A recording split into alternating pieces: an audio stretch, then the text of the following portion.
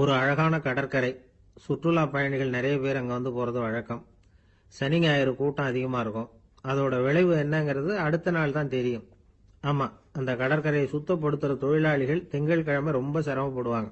சனி ஞாயிறு வந்த கூட்டம் கடற்கரை பூராவும் காலி ஐஸ்கிரீம் கப்புகளை வந்து வீசி எறிஞ்சிட்டு போயிருக்கும். ஆயிரக்கணக்கான கப்புகள் அங்க பரவலா கிடக்கும். அதையெல்லாம் பொறுக்கி எடுத்து சுத்தம் பண்ணி ஆகணும். இதனால திங்கட்கிழமை வேலைக்கு வர்றதுக்கு எல்லாரும் பயப்படுவாங்க. அப்படி ஒரு நிலைமை. பல பேர் அன்னைக்கு வந்து லீவ் எடுத்துட்டு போயிடுறது வழக்கம். நமக்கு எதுக்கு இன்னைக்கு தொந்தரவுன்னு. இது ஒரு பெரிய பிரச்சனையா இருந்தது. இதுக்கு என்ன பண்ணலாம் அப்படின்னு யோசனை பண்ணாங்க.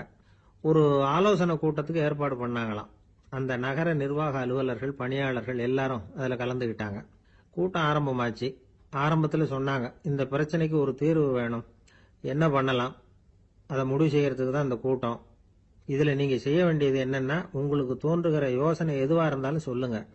கொஞ்சம் கூட தயக்கம் வேண்டாம். நாம சொல்ற யோசனை ஈடுபடுமா படாதா அப்படின்னு எல்லாம் யோசிக்க வேணாம். எல்லாருடைய யோசனைகளையும் அப்படியே பதிவு செய்துக்கிறோம். கடைசியா அதுல இருந்து ஒரு சிறந்த யோசனையை தேர்வு பண்ணி அதை பயன்படுத்தலாம். இந்த சந்தர்ப்பத்தில் இன்னொரு முக்கியமான வேண்டுகோள், எவ்வளவு சாதாரணமான யோசனையா இருந்தாலும் சரி, அது சொல்லும் பொழுது அடுத்தவங்க வந்து ஏளனம் செய்யக்கூடாது. இது ஒரு பெரிய யோசனையா அப்படின்னு சொல்லி எதையும் அலட்சியப்படுத்தக்கூடாது. இதுதான் அந்த கூட்டத்தின் ஆரம்பத்தில் செய்யப்பட்ட அறிவிப்பு. உடனே அந்த கூட்டத்தில் இருந்தவங்க ஆளுக்கு ஒரு யோசனை சொல்ல ஆரம்பிச்சாங்க.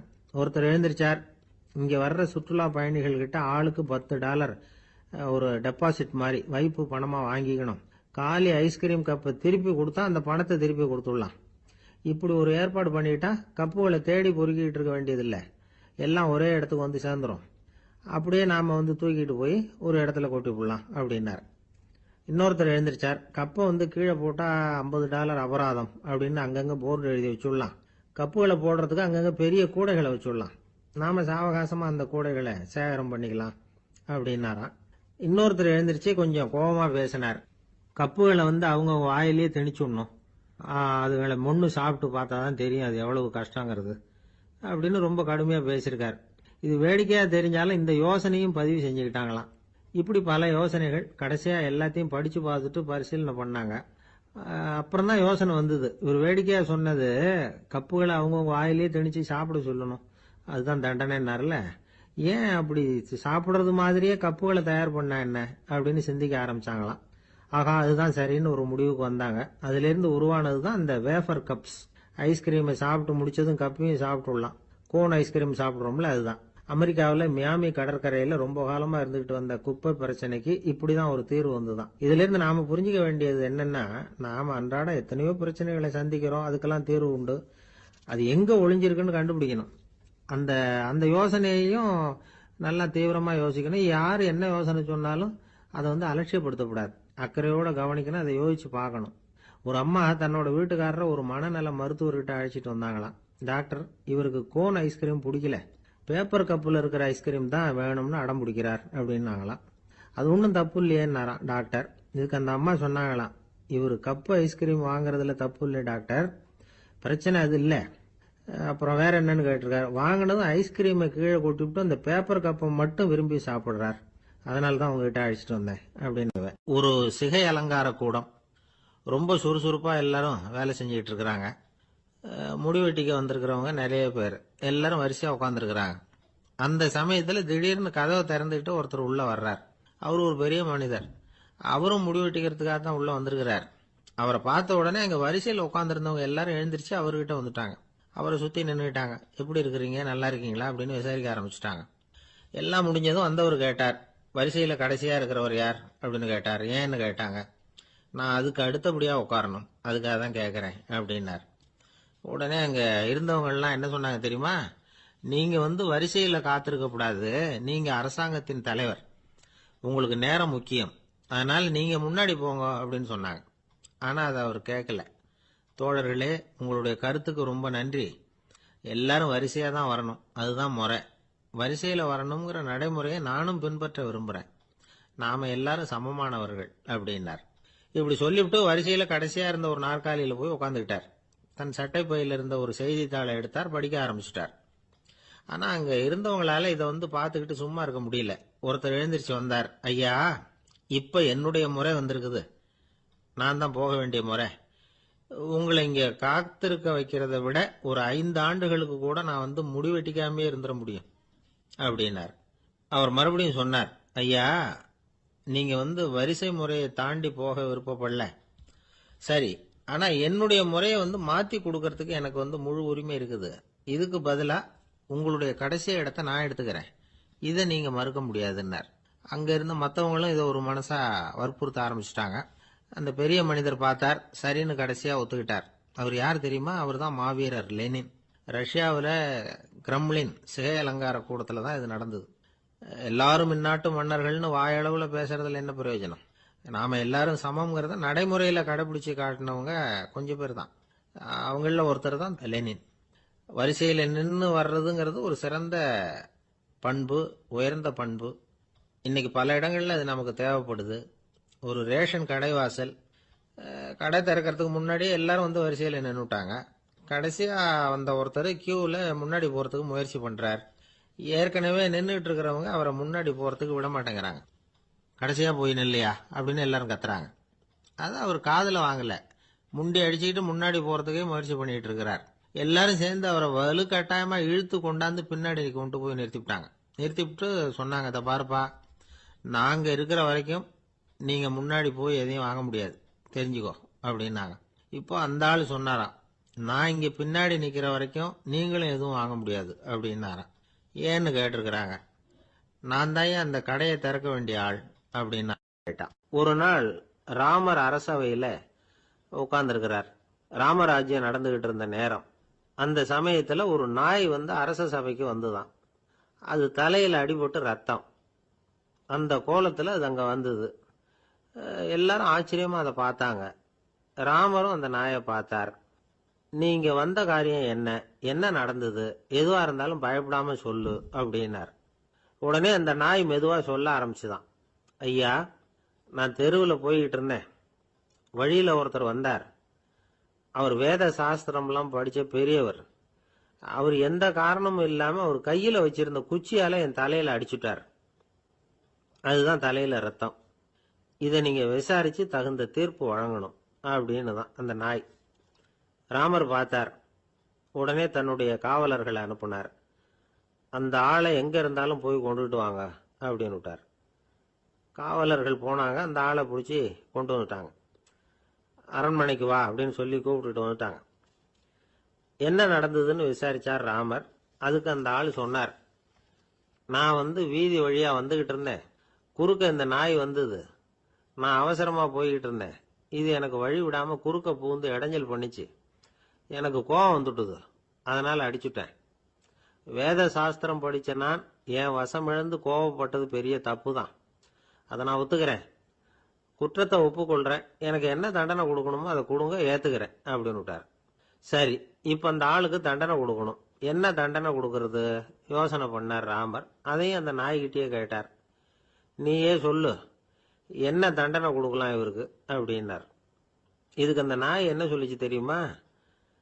இவரை ஏதாவது ஒரு கோயிலுக்கு தர்மகர்த்தாவா நியமனம் பண்ணி விடுங்க, அதுதான் இவருக்கு சரியான தண்டனை அப்படின்னுது. இதை கேட்டதும் ராமர் முகத்துல புன்னகை. ஆனா அங்க இருந்த மற்றவங்களுக்கெல்லாம் ஆச்சரியம். அது எப்படி தப்பு செஞ்சவங்களுக்கு தண்டனை கொடுக்கறது தானே நியாயம், அதை விட்டுட்டு தர்மகர்த்தா பதவியை கொடுக்க சொல்லுதே இந்த நாய் அப்படிங்கிற ஆச்சரியம்.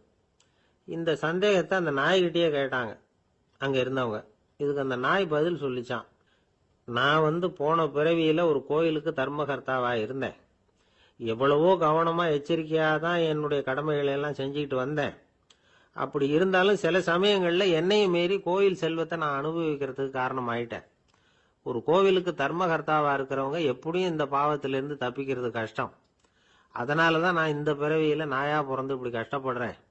இதே நிலைமை இந்த ஆளுக்கும் ஏற்படணும் அப்படிங்கிறதுக்காக தான் அவரையும் ஒரு கோயிலுக்கு தர்மகர்த்தாவை நியமிக்கும்படி கேட்டுக்கிட்டேன் அப்படின்னு தான் இந்த நாய். இதுல இருந்து என்ன தெரியுது? எந்த பதவியில நாம இருந்தாலும் நமக்கு தெரியாம கூட அதை தவறா உபயோகப்படுத்த கூடாதுங்கிறத இதுல இருந்து புரிஞ்சுக்கணும். இல்லைன்னா அடுத்த பிறவியில நாயா பிறந்து எங்கேயாவது போய் வாழை ஆட்டிட்டு நிக்க வேண்டியதுதான். கோவில் வாசல்ல 2 நாய் பேசிக்கிட்டு இருந்துதான். போன ஜென்மத்துல நான் மனுஷனாதான் இருந்தேன். ஒரு கோவில் பூசாரி பேச்சை கேட்டுட்டு அவரோட கூட்டு சேர்ந்துக்கிட்டு ஆண்டவன் போட்டிருந்த நகையெல்லாம் அபகரிச்சு என்கிட்ட கொடுத்தாரு அவரு. நான் எடுத்துட்டு வந்துட்டேன். திருடினது அந்த ஆள் தான், எடுத்துட்டு வந்தது தானா? இருந்தாலும் நான் மட்டும் நாயா பிறந்துட்டேன். இப்போ மட்டும் அந்த பூசாரி என்கிட்ட மாட்டினா கடிச்சு குதறி போடுவேன் அப்படின்னு தான். அவசரப்பட்டு அப்படி செஞ்சுடாதே. பதிலுக்கு அவரும் உன்னை திருப்பி கடிச்சாலும் கடிச்சிருவார்.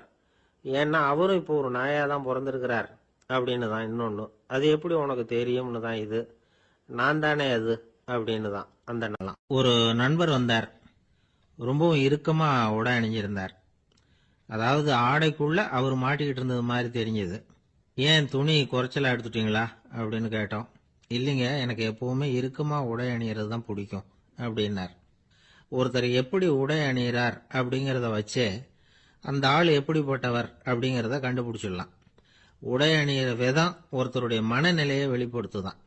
இப்ப இறுக்கமான உடை அணிகிறவங்க பொதுவா மன நிம்மதி இல்லாதவங்களா இருப்பாங்களாம், கோபக்காரங்களா இருப்பாங்களாம்.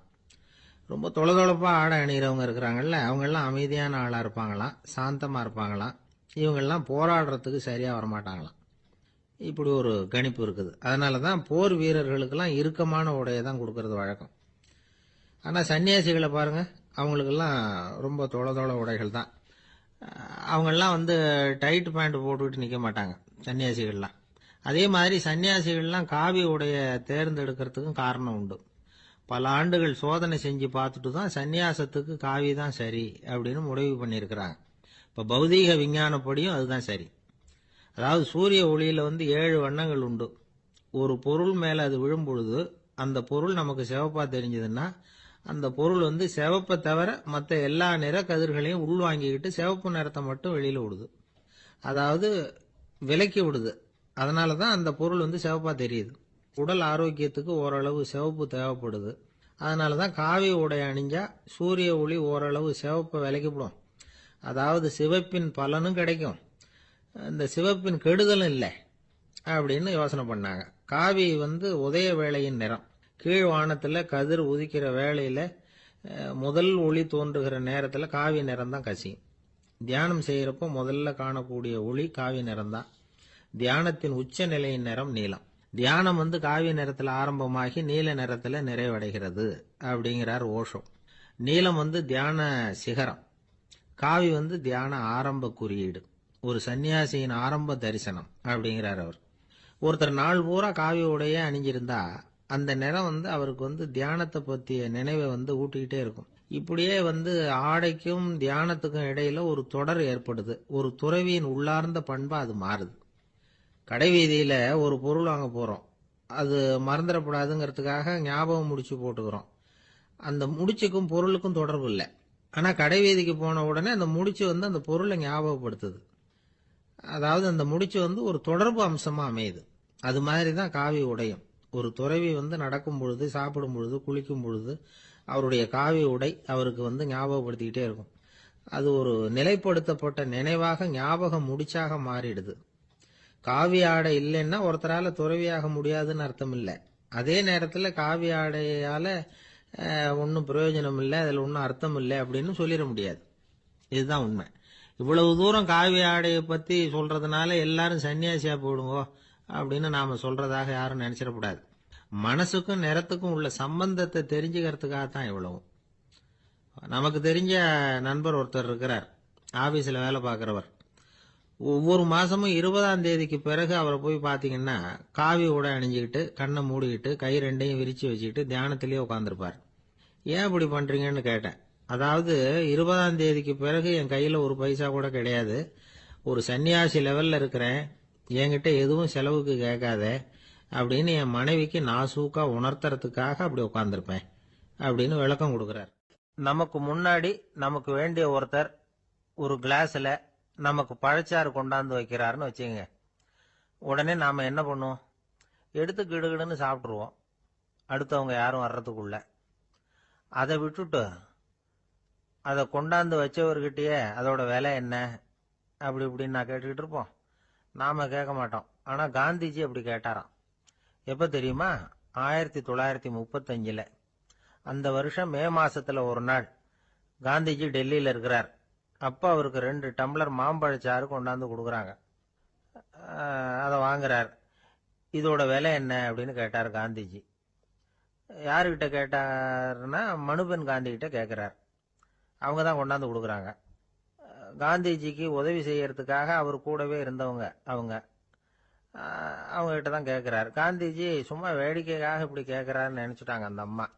அதுவும் இல்லாம அதோட விலையை கேட்டா காந்திஜி நிச்சயமா அதை சாப்பிட மாட்டார் அப்படிங்கிற பயம் வேற. அதனால அந்த அம்மா பதில் எதுவும் சொல்லாம கம்முன்னு இருந்துட்டாங்க. கொஞ்ச நேரம் ஆச்சு. அந்த பழச்சாறு வச்ச இடத்துல அப்படியே இருக்குது. வச்ச இடத்துல வச்சபடியே இருக்கு. காந்திஜி அதை சாப்பிடவே இல்லை. மனுபென் காந்தி பார்த்தாங்க. மெதுவா காந்திஜி கிட்ட போய் அதை சாப்பிடுங்களேன் அப்படின்னாங்க. பழச்சாறு விலை என்னன்னு கேட்டேன். அதுக்கு பதில் இல்லை. அது முதல் தப்பு. பதிலை எதிர்பார்த்திருந்தும் அதை பத்தி விசாரிக்கல. அது ரெண்டாவது தப்பு. இப்படி 2 தப்புகளை பண்ணிவிட்டு என்கிட்ட வந்து இதை சாப்பிடுங்கன்னு சொன்னா அது எப்படி அப்படின்னு கேட்டாராம் காந்திஜி. மனுபென் காந்தி என்ன சொல்றதுன்னு தெரியாம திகைச்சு போய் நின்றுகிட்டு இருந்தாங்க. காந்திஜி தொடர்ந்து சொன்னாராம். இப்ப என் முன்னாடி வச்சிருக்கிற இந்த பழச்சாறு விலை சுமாரா ஒரு ₹1/2 இருக்கும். அது அந்த காலத்து மதிப்பு. இந்த பழச்சாறு இல்லாம கூட என்னால இருக்க முடியும். ஆனா அவசியமான பொருள்களை வாங்கறதுக்கு கூட சக்தி இல்லாத மக்கள் இந்த நாட்டில் நிறைய பேர் இருக்கிறாங்க. அப்படி இருக்கிறப்போ எனக்கு என்னத்துக்கு இந்த விலை உயர்ந்த பானம்? இதை இப்போ நான் சாப்பிட்டா என் உடம்பு வேணும்னா ஆரோக்கியமாகலாம். ஆனா என் மனசு அமைதி அடையாது. எனக்கு என்னுடைய உடல் ஆரோக்கியத்தை விட மன ஆரோக்கியம் தான் முக்கியம். அதனால இதை நான் சாப்பிட மாட்டேன், எடுத்துட்டு போயிடு அப்படின்னாராம். அந்த சமயத்துல ஒரு அகதி பொண்ணு 2 குழந்தைகளோட காந்திஜியை பார்க்கறதுக்காக வந்தது. வணக்கம் சொல்லிச்சு. காந்திஜி உடனே தனக்கு முன்னாடி இருந்த பழச்சாற்றை எடுத்து அந்த பொண்ணுகிட்டையும் குழந்தைகள்கிட்டையும் கொடுத்து சாப்பிட சொன்னார். அவங்க அதை வாங்கி ரொம்ப சந்தோஷத்தோட சாப்பிட்டாங்களாம். அதை பார்த்த காந்திஜி முகத்துல ஒரு புன்னகை, ஒரு பரவசம், ஒரு திருப்தி. அவர் மனசு நிறைஞ்சி இருந்தது. அப்போ அவர் சொன்னாராம், ஆண்டவன் எனக்கு எப்பவும் சரியான சமயத்துல கை கொடுப்பாருங்கிறது அதுக்கு இதுதான் அத்தாட்சி. நான் ஒரு இக்கட்டான சூழ்நிலையில இருக்கிறப்ப கூட கடவுளின் கருணையால அந்த சூழ்நிலை என்னை பாதிக்கல. என் கூட இவ்வளவு நாள் பழகியும் கூட இங்க இருக்கிறவங்க எனக்கு அதிக விலையுள்ள பழரசத்தை கொடுத்தாங்க. ஆனா சரியான நேரத்துல அதை சாப்பிட வேண்டியவங்களை என்கிட்ட அனுப்பி வச்சு என்ன சந்தோஷப்படுத்தினார் கடவுள். அவருக்கு நன்றி அப்படின்னாராம் மகாத்மா காந்தி. உடல் ஆரோக்கியத்தை விட மன ஆரோக்கியம் தான் எனக்கு முக்கியம்னு சொன்னார் பாருங்க. அதை நாம எல்லாரும் மனப்பூர்வமா இன்னைக்கு சிந்திச்சு பார்க்கணும். இந்த காலத்துல எல்லாரும் அப்படியா நினைக்கிறாங்க? எனக்கு தெரிஞ்ச ஒருத்தர் இருந்தார். தினமும் காலையில ஒரு காபி சாப்பிட உட்கார்ற நேரத்துல பக்கத்து வீட்டுக்காரர் வந்து சேருவார் கரெக்டா. உடனே அவரும் தனக்குன்னு வந்திருக்கிற காப்பியை எடுத்து மனப்பூர்வமா பக்கத்து வீட்டுக்காரர்கிட்ட கொடுத்துருவார். அதுக்கப்புறம் அவருக்காக வேற காப்பி போட்டு கொண்டாந்து கொடுத்தாலும் வேண்டான்னு சொல்லிடுவார். ஆண்டவனா பார்த்து சரியான நேரத்துல அவரை எங்க வீட்டுக்கு தினமும் அனுப்பி வைக்கிறார் அப்படிம்பார். ஏன் அப்படி சொல்றீங்க அப்படின்னு கேட்டோம் ஒரு நாள். அதுக்கு அவர் சொல்றார், எனக்கு என்னோட உடல் ஆரோக்கியம்தான் முக்கியம். இத கடவுள் புரிஞ்சுக்கிட்டு எங்க வீட்டு காப்பியை சாப்பிடுறதுக்கு தினமும் அடுத்த வீட்டுக்காரனை அனுப்பி வைக்கிறார் அப்படின்னாரு. கணவன் மனைவி அன்பா இருக்கணும், ஒருத்தர் ஒருத்தர் நல்லா புரிஞ்சுக்கணும், விட்டு கொடுக்கிற மனப்பான்மை வேணும். அதுதான் ஒரு நல்ல குடும்பம். இன்னைக்கு பல குடும்பங்கள்ல அர்த்தமில்லாத சண்டைகள் தான் அதிகம். கிராமப்புறங்கள்ல வேடிக்கை ஒரு கதை சொல்லுவாங்க.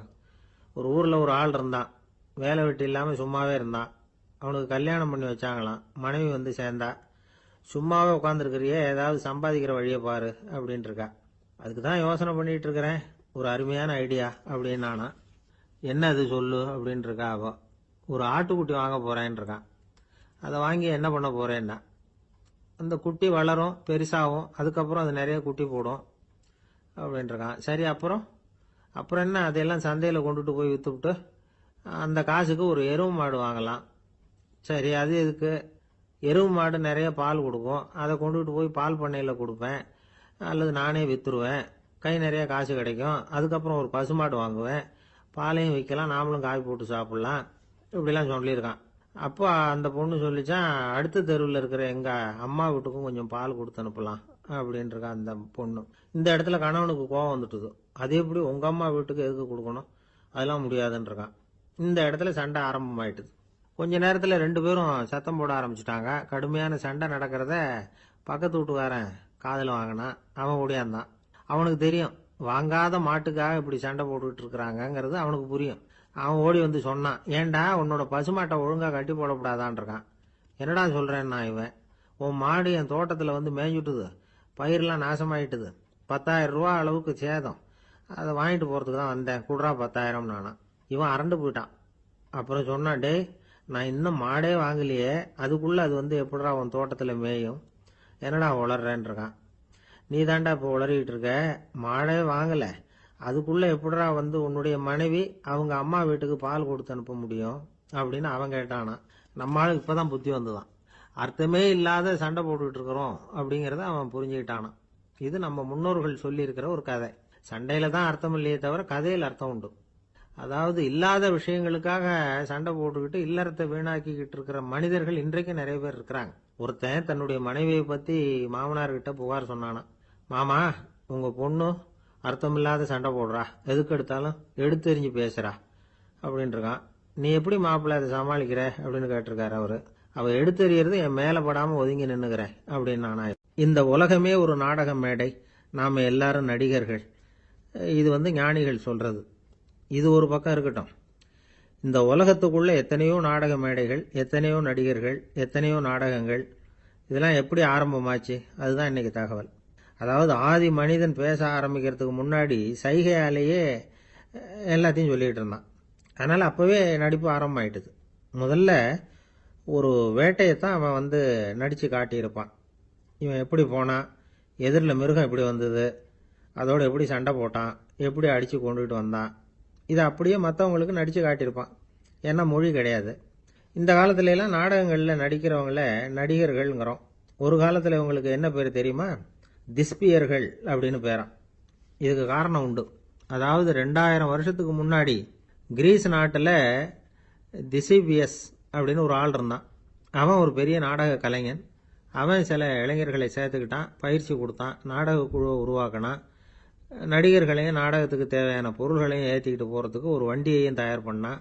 அந்த வண்டியிலேயே அவன் வந்து கிரேக்க நாடு பூராவும் சுற்றினான், ஊர் ஊராக நாடகம் போட்டான். ஒரு ஊருக்கு போனதும் அங்கே நாடகம் நடத்த தியேட்டர் இருக்கா அப்படிங்கலாம் பார்க்கறது இல்லை அவன். ஏன்னா அப்போலாம் தியேட்டர்னா என்னென்ன தெரியாது. நாடகம்னா அது ஒரு மூடிய கொட்டைக்குள்ளே தான் நடத்தணுங்கிறது அப்போ யாருக்குமே தோணலை.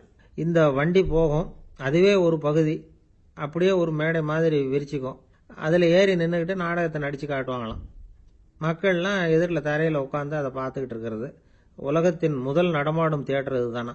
இந்த திசிபிஎஸ் தான் முதலாக உலகத்தில் நாடகம்ங்கிற பொழுதுபோக்கை நடத்தி காட்டினவன் அப்படின்னு சொல்கிறாங்க. அவன் சொந்தமாக நாடகம் எழுதுனான், நடித்தான், நாடகத்தை இயக்கினான். அதனால தான் அவனை வந்து first man of the theatre அப்படின்னு சொல்லுவாங்க. அவன் தான் நாடக மேடையின் முன்னோடி. கிரேக்கர் காலத்திலேயே நாடக ஆசிரியர்கள், நடிகர்கள், ரசிகர்கள் இவங்கெல்லாம் உருவாயிட்டாங்களாம். நாடகத்தின் சரித்திரத்தில் இந்த 3 பிரிவும் ரொம்ப முக்கியம். அதாவது கிரேக்க தியேட்டர்கள்லாம் திறந்த வெளி மேடைகள் தான், பெரும்பாலும் மலைச்சரிவுகள், அதுவே படிப்படியாக பண்ணியிருப்பாங்க. கீழே அரைவட்ட வடிவில் மேடை, அதுக்கு ஆர்கெஸ்ட்ரான்னு பேர். பிற்காலத்தில் இதில் உட்காந்து இசைக்குழுவினர் வந்து வாய்ச்சதுனால இசைக்குழுவுக்கே ஆர்கெஸ்ட்ராங்கிற பேர் வந்துட்டுது. இப்போ கிரேக்க தியேட்டர்களில் ஒன்று, அதோட காலம் வந்து கிமு 340. அதை இன்னமும் பாதுகாத்து வச்சிருக்கிறாங்களாம். எபிடாரஸ் அப்படிங்கிற இடத்துல அது இருக்குதான். இன்னமும் அந்த தியேட்டரை பயன்படுத்திக்கிட்டு வர்றாங்களாம். சிறந்த கிரேக்க நாடகங்கள்லாம் அங்கே நடிக்கிறாங்களாம். ஆரம்ப காலத்திலேயே கட்டணம் கிடையாது, அப்புறம் பின்னாடி தான் நுழைவு கட்டணம்லாம் அப்படியே வந்துட்டு தான்.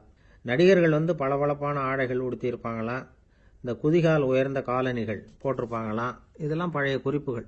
பலவிதமான உருவங்களில் மாஸ்க் அப்படின்னு சொல்லப்படுற முகமூடி, அதனால் ஒரே நடிகர் பல வேடங்களில் நடிக்கிறது உண்டான். ஆரம்பத்தில் பெண் நடிகர்கள் கிடையாது, எல்லாம் ஆண் நடிகர்கள் தான். ரோமானியர்கள் தான் முதல் நிரந்தர நாடக மேடையை கட்டினவங்க, அதுதான் முதல் தியேட்டர். கிமு 1048 காலகட்டத்தில் பாம்பிங்கிற நகரத்தில் அதை கட்டியிருக்கிறாங்களாம். கிரேக்க ரோமானிய தியேட்டர்களின் அடிப்படையிலேயே இந்த இத்தாலிய வடிவ அமைப்பாளர்கள் இந்த குதிரை லாட வடிவில் ஒரு ஆடிட்டோரியத்தை உருவாக்கினாங்களாம். இப்படி அதை பற்றி நிறைய தகவல் இருக்குது. 1576 லண்டனில் இந்த வின்ஸ்பர்ரி, அப்புறம் இந்த பில்ட்ஸில், அப்புறம் ஜேம்ஸ் இப்படிங்கிற ஒரு முயற்சியால் தான் இங்கிலாந்தில் முதல் தியேட்டர் உருவாச்சான். அப்படி ஒருத்தர் இருந்தாராம். உலக நாடக மேடையின் வரலாறு இதுதான். அதாவது இப்பெல்லாம் அறிவியல் வளர்ச்சி அதிகமாயிட்டுது, திரைப்படம், தொலைக்காட்சி எல்லாம் வந்தாச்சு. ஒவ்வொரு வீடுமே ஒரு குட்டி தியேட்டர் மாதிரி ஆயிட்டுது. தொலைக்காட்சி முன்னாடி உட்காந்து எழுந்திருக்கவே மனசு வர்றதில்லை. ஒரு அம்மா ஒரு மனோதத்துவ டாக்டரை தேடிட்டு வந்தாங்களாம் இந்த காலத்தில். டாக்டர், எங்கள் வீட்டுக்காரர் எப்போ பார்த்தாலும் டிவி முன்னாடி உட்காந்துக்கிட்டு அதையே வெறிச்சு பார்த்துக்கிட்டு இருக்கிறார், உத்து பார்த்துக்கிட்டு இருக்கார், எனக்கு சந்தேகமாக இருக்குன்னாங்களாம். இது மனக்கோளாறு இல்லைங்க, ஆர்வ கோளாறு, அவ்வளவுதான், இதுக்காக பயப்படாதீங்கன்னாராம் டாக்டர். அப்படி இல்லை டாக்டர், டிவி ஓடும் பொழுது நாம் எல்லாம் அதை பார்க்குறோம் சரி, ஆனால் அவர் அப்படி இல்லை, டிவியை நிறுத்தினதுக்கு அப்புறமும் அதையே உத்து பார்த்துட்டு உட்காந்துருக்கிறார், அதனால தான் சந்தேகப்பட்டு உங்ககிட்ட வந்தேன் அப்படின்னாங்களாம். ஒரு ஊரில் ஒரு மன்னன் இருந்தான், கொடுங்கோல் மன்னன். நிறைய தொந்தரவு பண்ணிக்கிட்டு இருந்தான். அவன் ஒரு தடவை என்ன பண்ணான் தெரியுமா? ஒரு தப்பும் பண்ணாத ஒரு இளைஞனை பிடிச்சி ஜெயிலில் அடைச்சுட்டான். அந்த பையனோட சொந்தக்காரங்கள்லாம் ராஜா கிட்ட போனாங்க. அவன் ஒரு தவறும் பண்ணல, அவனை விடுதலை பண்ணுங்க அப்படின்னு கெஞ்சி கேட்டுக்கிட்டாங்க. மன்னன் யோசனை பண்ணான். அந்த இளைஞனை கூப்பிட்டுக்கிட்டு வர சொன்னான். அவனை கொண்டாந்து ராஜா முன்னாடி நிறுத்தினாங்க. இதை பாருப்பா, உன்னை நான் விடுதலை பண்ணுவேன், ஆனால் ஒரு கண்டிஷன், அந்த நிபந்தனையை நீ நிறைவேற்றினா உனக்கு விடுதலை அப்படின்னா மன்னன். சரின்னு ஒத்துக்கிட்டான் பையன். மன்னன் கண்டிஷன் என்னங்கிறத சொன்னான். உங்ககிட்ட ஒரு செம்மறி ஆட்டை கொடுக்க போறேன், 1 மாசத்துக்கு அதுக்கு தேவையான தீனியையும் கொடுக்க போறேன், 1 மாசம் கழிச்சு அந்த ஆட்டை எடை போட்டு பார்ப்பேன், அந்த ஆட்டின் எடை கொஞ்சம் கூட கூடி இருக்கக்கூடாது, எடை கூடி இருந்தா உனக்கு விடுதலை கிடையாது, என்ன சொல்ற அப்படின்னா. பையனுக்கு ஒன்றும் புரியல, பயமா போயிட்டுது, குழம்பிக்கிட்டே நின்றுகிட்டு இருக்கிறான். சரி, ஒரு நாள் டைம் தரேன், நல்லா யோசனை பண்ணி பார்த்துட்டு நாளைக்கு உன் முடிவை சொல்லு அப்படின்னா மன்னன். பையன் கவலையோட வெளியில வந்தான். அங்க ஒரு பெரியவர் நின்றுகிட்டு இருந்தார். அவர்கிட்ட விஷயத்த சொன்னான். அந்த பெரியவர் இந்த பையனுக்கு காதோட காதா ஒரு வழியை சொல்லி கொடுத்தார். அதை கேட்டதும் பையன் மறுபடியும் மன்னன் முன்னாடி நின்னா, உங்க நிபந்தனையை ஏத்துக்கிறேன்னு சொன்னான். மன்னன் ஒரு ஆட்டுக்குட்டியையும் அதுக்கு 1 மாசத்துக்கு தேவைப்படுற தீவனத்தையும் கொடுக்கும்படியா உத்தரவு போட்டான். கொடுத்தாங்க, ஓடிட்டு போயிட்டான். 1 மாசம் தினமும் தவறாம அந்த தீவனத்தை ஆட்டுக்குட்டிக்கு போட்டுக்கிட்டு இருக்கிறான். 1 மாசம் கழிச்சு அந்த ஆட்டை அரண்மனைக்கு ஓட்டிட்டு போனான். மன்னன் அதை எடை போட்டு பார்க்கறான், எடை கூடவே இல்லை, அப்படியே தான் இருக்குது. உடனே போட்ட நிபந்தனைப்படி அந்த இளைஞனை விடுதலை பண்ணிவிட்டான். சரி, ஆட்டுக்கு எடை கூடாம இருக்கிறதுக்கு அந்த பெரியவர் சொல்லி கொடுத்த யோசனை என்ன அப்படின்னா, அது வேற ஒண்ணும் இல்லை. அந்த ஆட்டுக்கு எதிரில் அது கண்ணுல படுற மாதிரி ஒரு ஓநாயை கட்டி போட சொன்னார், அவ்வளவுதான். ஆட்டுக்கு ஓநாய்ங்கிறது பிறவி பகை.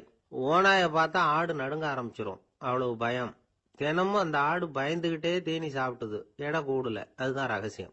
இது சின்ன பிள்ளைங்களுக்கான ஒரு கதை. இதுல இருந்து தெரிஞ்சுக்க வேண்டிய உண்மை என்னன்னா, நாமெல்லாம் சாப்பிடுறப்ப மனசும் உடம்பும் அமைதியா இருக்கணும், அப்பதான் அது உடம்புல ஒட்டும்.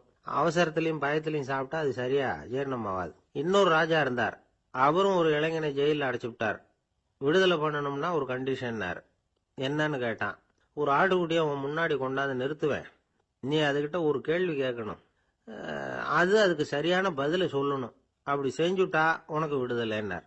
இளைஞன் யோசனை பண்ணி பார்த்தான். சரின்னு ஒத்துக்கிட்டான். அது பிரகாரமே ஆட்டுக்குட்டிய பதில் சொல்ல வச்சுட்டான். என்ன நடந்தது தெரியுமா? ஆட்டுக்குட்டியை கொண்டாந்து நிறுத்தினாங்க. இவன் மெதுவா அதுகிட்ட போனான். அது காது கிட்ட போய் ஏப்ரலுக்கு அடுத்த மாசம் என்ன மாசம்னு கேட்டான். அது உடனே மேன்னு கத்திச்சு. இவன் விடுதலை ஆயிட்டான். ஒருத்தர் குதிரை ரேஸுக்கு போனார், பணம் கட்டினார், தோத்து போயிட்டார். மறுபடியும் போனார், பணம் கட்டினார், தோத்து போனார். அடுத்த தடவையும் பணம் கட்ட போனப்போ அவரை தடுத்து கேட்டோம், ஏன் சார், ஏற்கனவே விட்டது போதாதா, இன்னமும் இருக்கிறத விடணுமா அப்படின்னு கேட்டோம். விட்டதையெல்லாம் மொத்தமா எடுக்க வேணாமா சார், அதுக்காக தான் தொடர்ந்து பணம் கட்டுறேன்னாரு அவரு. இவரை திருத்துறது ரொம்ப கஷ்டம். இது ஒரு மனநோய். மனநோய்கள்ல பல வகை உண்டு. மனநோய்கள் பிரிவு அட்டவணையில சூதாட்டம்ங்கிறது அவதியுறும் நோய் அப்படிங்கிற தலைப்புல வருது. சூதாட்டம் 2 வகைப்படும்னு சொல்றாங்க உளவியல் நிபுணர்கள்.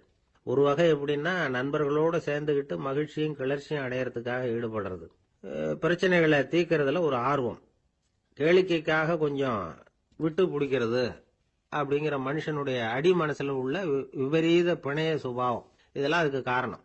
இன்னொரு வகை எப்படின்னா, சூதாட்டத்தில் ஈடுபட்டு ஒரு கட்டாய நிலைமைக்கு ஆளாயிடுறது, செய்ய ஈடுபடு அப்படின்னு மனசு ஒரு வெறித்தன்மையை தூண்டிக்கிட்டே இருக்கும். இப்படிப்பட்டவங்களுக்கு நாம தோத்துக்கிட்டு இருக்கோம்ங்கிறது தெரியும், நாம ஜெயிக்கிறதுக்கான சந்தர்ப்பம் இல்லைங்கிறதும் தெரியும். இதனால நமக்கும் கஷ்டம், நம்ம சுத்தி இருக்கிறவங்களுக்கும் கஷ்டங்கிறதும் புரியும். அப்படி இருந்தும் சூதாடுவாங்க. இதுக்கு காரணம் சூதாடியின் பகற்கனவு அப்படிங்கிறாங்க நிபுணர்கள். இந்த நிலைமைக்கு கட்டாய சூதாட்டம் அல்லது நிர்பந்த சூதாட்டம் அப்படின்னு பேர் வச்சிருக்கிறாங்க. இப்படிப்பட்ட ஆசாமி இருக்கிறது பூரா விட்டுருவான், கடன் வாங்குவான், திருடுவான், இருந்தாலும் என்னைக்காவது ஒரு நாள் ஜெயிச்சிருவேன் அப்படின்னு சொல்லிக்கிட்டே இருப்பான். விட்டதை எடுத்துருவேங்கிற ஒரு நம்பிக்கை சுடர் அவனுக்குள்ள எரிஞ்சுக்கிட்டே இருக்கும். இவனை மனநோயாளி அப்படின்னு சொல்லிட முடியாதான். என்ன காரணம்னா, இது மாதிரி ஆளுங்க கிட்ட மன போராட்டமோ கவலையோ பதட்டமோ இருக்கிறது இல்ல. சில விசேஷமான குணங்கள் இவங்க கிட்ட உண்டு. எதிர்ப்பு உணர்ச்சி, சிறுபிள்ளைத்தனம், சட்ட திட்டங்களையும் சம்பிரதாயங்களையும் உட தெரியாத மனப்போக்கு, பொறுப்பில்லாத தன்மை, நெறி தவறி நடக்கிறது எல்லாம் இவங்க கிட்ட உண்டு. ஆனா வெளிப்பார்வைக்கு ரொம்ப சிநேகமா இருப்பாங்க, அன்பா இருப்பாங்க, அப்படி இருக்கிறதாக காட்டிக்குவாங்க. ஆதாயம், சுயலாபம் இதெல்லாம் கருதி தான் பழகுவாங்க. இவங்க கேட்கறப்ப நாம பணம் கொடுக்கலன்னு வச்சுக்கோங்க, நம்மளை கை விட்டுருவாங்க. நம்ம மேல அவாண்டமா பழி சுமத்துறது கூட தயங்க மாட்டாங்க. தங்களுடைய சூதாட்ட நடவடிக்கைகளுக்கு சாதகமான காரணங்களை சொல்லிட்டு இருப்பாங்க. நீ வேணும்னா பாரு, ஒரே நாள்ல நான் இழந்ததையெல்லாம் மீட்டு லட்சாதிபதி ஆறனா இல்லையா பாரு அப்படிம்பாங்க. தோத்து போறத ஒரு படிப்பினையா இவங்க எடுத்துக்கிறதே இல்லை. தோத்து போறதுலேயே இவங்களுக்கு ஒரு அலாதியான சுகம். தனக்குத்தானே துன்பத்தை வரவழைச்சிக்கிட்டு இன்பம் அடையிறதுக்கு தன்வதை சுகம் அப்படின்னு பேர். இவங்கெல்லாம் அந்த ரகம். சில பேர் எப்படி தெரியுமா, மந்திர எண்ணங்களை வரவழைச்சிக்கிறது, சூதாடுறதுக்காக ஆபீஸ்ல கையாடல் பண்றது, அடுத்தவங்க கிட்ட இருந்து திருடுறது. இந்த மந்திர எண்ணம் தீவிரமாச்சுன்னா ஒரு மாதிரியா பேச ஆரம்பிச்சிருவாங்க. தோல்விதான் சார் வெற்றிக்கு முதல் படியும்பாங்க. தன்னால பகடக்காய்களையும் குதிரை ஓட்டிகளையும், அதாவது இந்த ஜாக்கிகள், அதெல்லாம் கட்டுப்படுத்த முடியுங்கிற பித்து நிலைக்கு இவங்கெல்லாம் தள்ளப்பட்டுருவாங்க.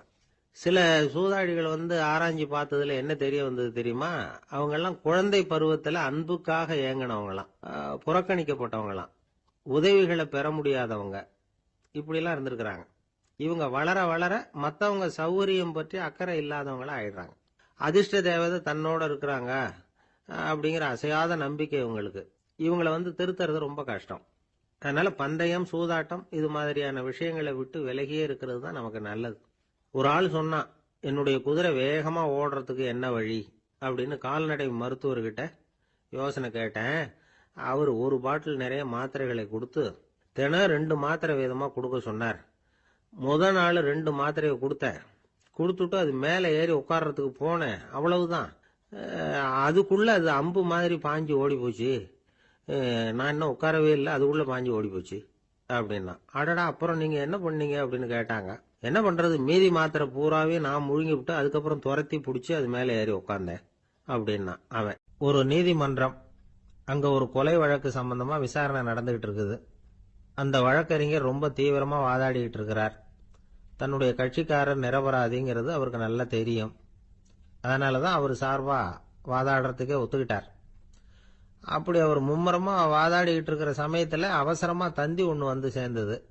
அதை வாங்கி படிச்சு பார்த்தார். அதுக்கப்புறம் அதை மடிச்சு தன்னுடைய கோட்டு பையில வச்சுக்கிட்டு தொடர்ந்து வாதாட ஆரம்பிச்சிட்டார். பேசி முடிச்சாரு.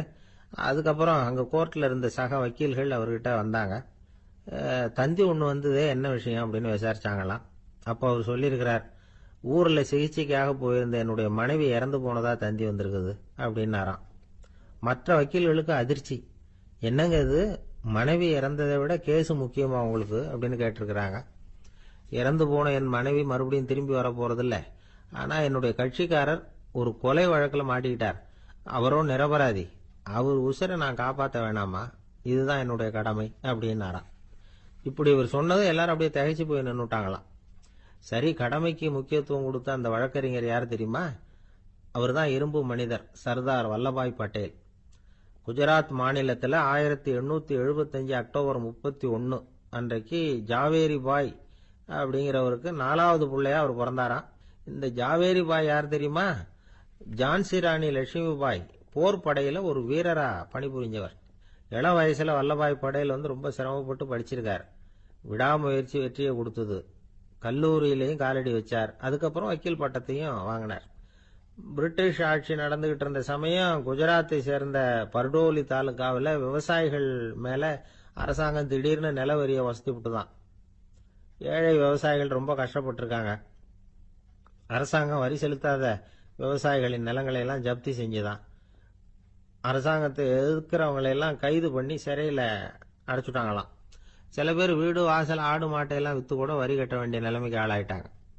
வழக்கறிஞர் வல்லபாய் படேல் நில வரியை உடனே ரத்து பண்ணணும் அப்படின்னு பம்பாய் கவர்னருக்கு ஒரு கடிதம் எழுதினார். எந்த பலனும் இல்லை. உடனே எல்லா விவசாயிகளையும் அணி திரட்டினார். அதுக்கு தானே தலைமை தாங்கினார். சத்தியாகிரகம் நடத்தினார். அந்த பகுதியில் எந்த வேலையும் நடக்கல. வேற வழி இல்லை. ஆட்சியாளர்கள் உடனே வரியை ரத்து பண்ணாங்க. சிறையில் இருந்தவங்களெல்லாம் வெளில விட்டாங்க. 1928 ஆகஸ்ட் 6 சர்க்காருக்கும் விவசாயிகளுக்கும் இடையில ஒரு உடன்பாடு ஏற்பட்டது. அதுக்கப்புறம் தான் நிலைமை சரியா போச்சான். வல்லபாய் பட்டேலின் பொது சேவையை பாராட்டின பொதுமக்கள் அவருக்கு சர்தார் அப்படிங்கிற பட்டத்தை கொடுத்தாங்களாம். சர்தார்னா தலைவர் அல்லது தளபதினு அர்த்தம். இரும்பு மனிதர்னு இவருக்கு பேரு. இருந்தாலும் நகைச்சுவை உணர்வும் இவருக்கு நிறைய உண்டு. ஒரு தடவை ஒரு பத்திரிகை நிருபர் வந்திருக்கார். சர்தார் பட்டேல் கிட்ட அவருக்கு பிடிச்ச பண்பாடு கலாச்சாரம் எது அப்படின்னு கேட்கணும்னு ஆசை. அதனால அவரை பார்த்து கேட்டாராம், ஏங்க உங்களுக்கு பிடிச்ச கல்ச்சர் எது அப்படின்னு கேட்டிருக்கார். இதுக்கு சர்தார் பட்டேல் சொன்ன பதில் என்ன தெரியுமா? எனக்கு பிடிச்ச கல்ச்சர் அக்ரிகல்ச்சர் அப்படின்னு. ஒரு அப்பாவுக்கு 2 பிள்ளைங்க. மூத்தவன் ரொம்ப அடக்கம். அப்பா எது சொன்னாலும் கேட்பான். பெரியவங்களுக்கு கீழ்ப்படிஞ்சு நடப்பான். இளையவன் அப்படி இல்லை. தான் நினைச்சதை தான் சொல்லுவான், செய்வான்.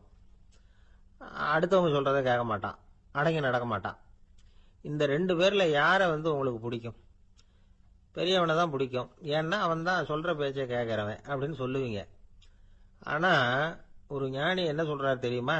ஒரு குழந்தை அதன் அறிவுக்காக மதிக்கப்பட வேண்டுமே தவிர அதனுடைய கீழ்ப்படியும் தன்மைக்காக அல்ல அப்படிங்கிறார். நம்ம குழந்தைகளை சுயமா சிந்திக்கிறதுக்கு நாம விடுறதில்ல. மற்றவங்களை பார்த்து காப்பி அடிக்கிறதுக்கு தான் நாம அவங்களுக்கு கற்றுக் கொடுக்குறோம். புகழ்பெற்ற மனிதர்கள் சிலருடைய பேரை சொல்லி நீயும் அவர் மாதிரி ஆகணும், இவர் மாதிரி ஆகணும் அப்படின்னு சொல்லிட்டே இருக்கிறோம். குழந்தைகள் தங்களுடைய தனித்தன்மையை வளர்த்துக்கிறதுக்கு நாம தடையா இருக்கிறோம். ஒரு குழந்தைகிட்ட அனாவசியமா நம்பிக்கையை வளர்த்துடக்கூடாது. எந்த கோட்பாட்டையும் திணிக்கக்கூடாது.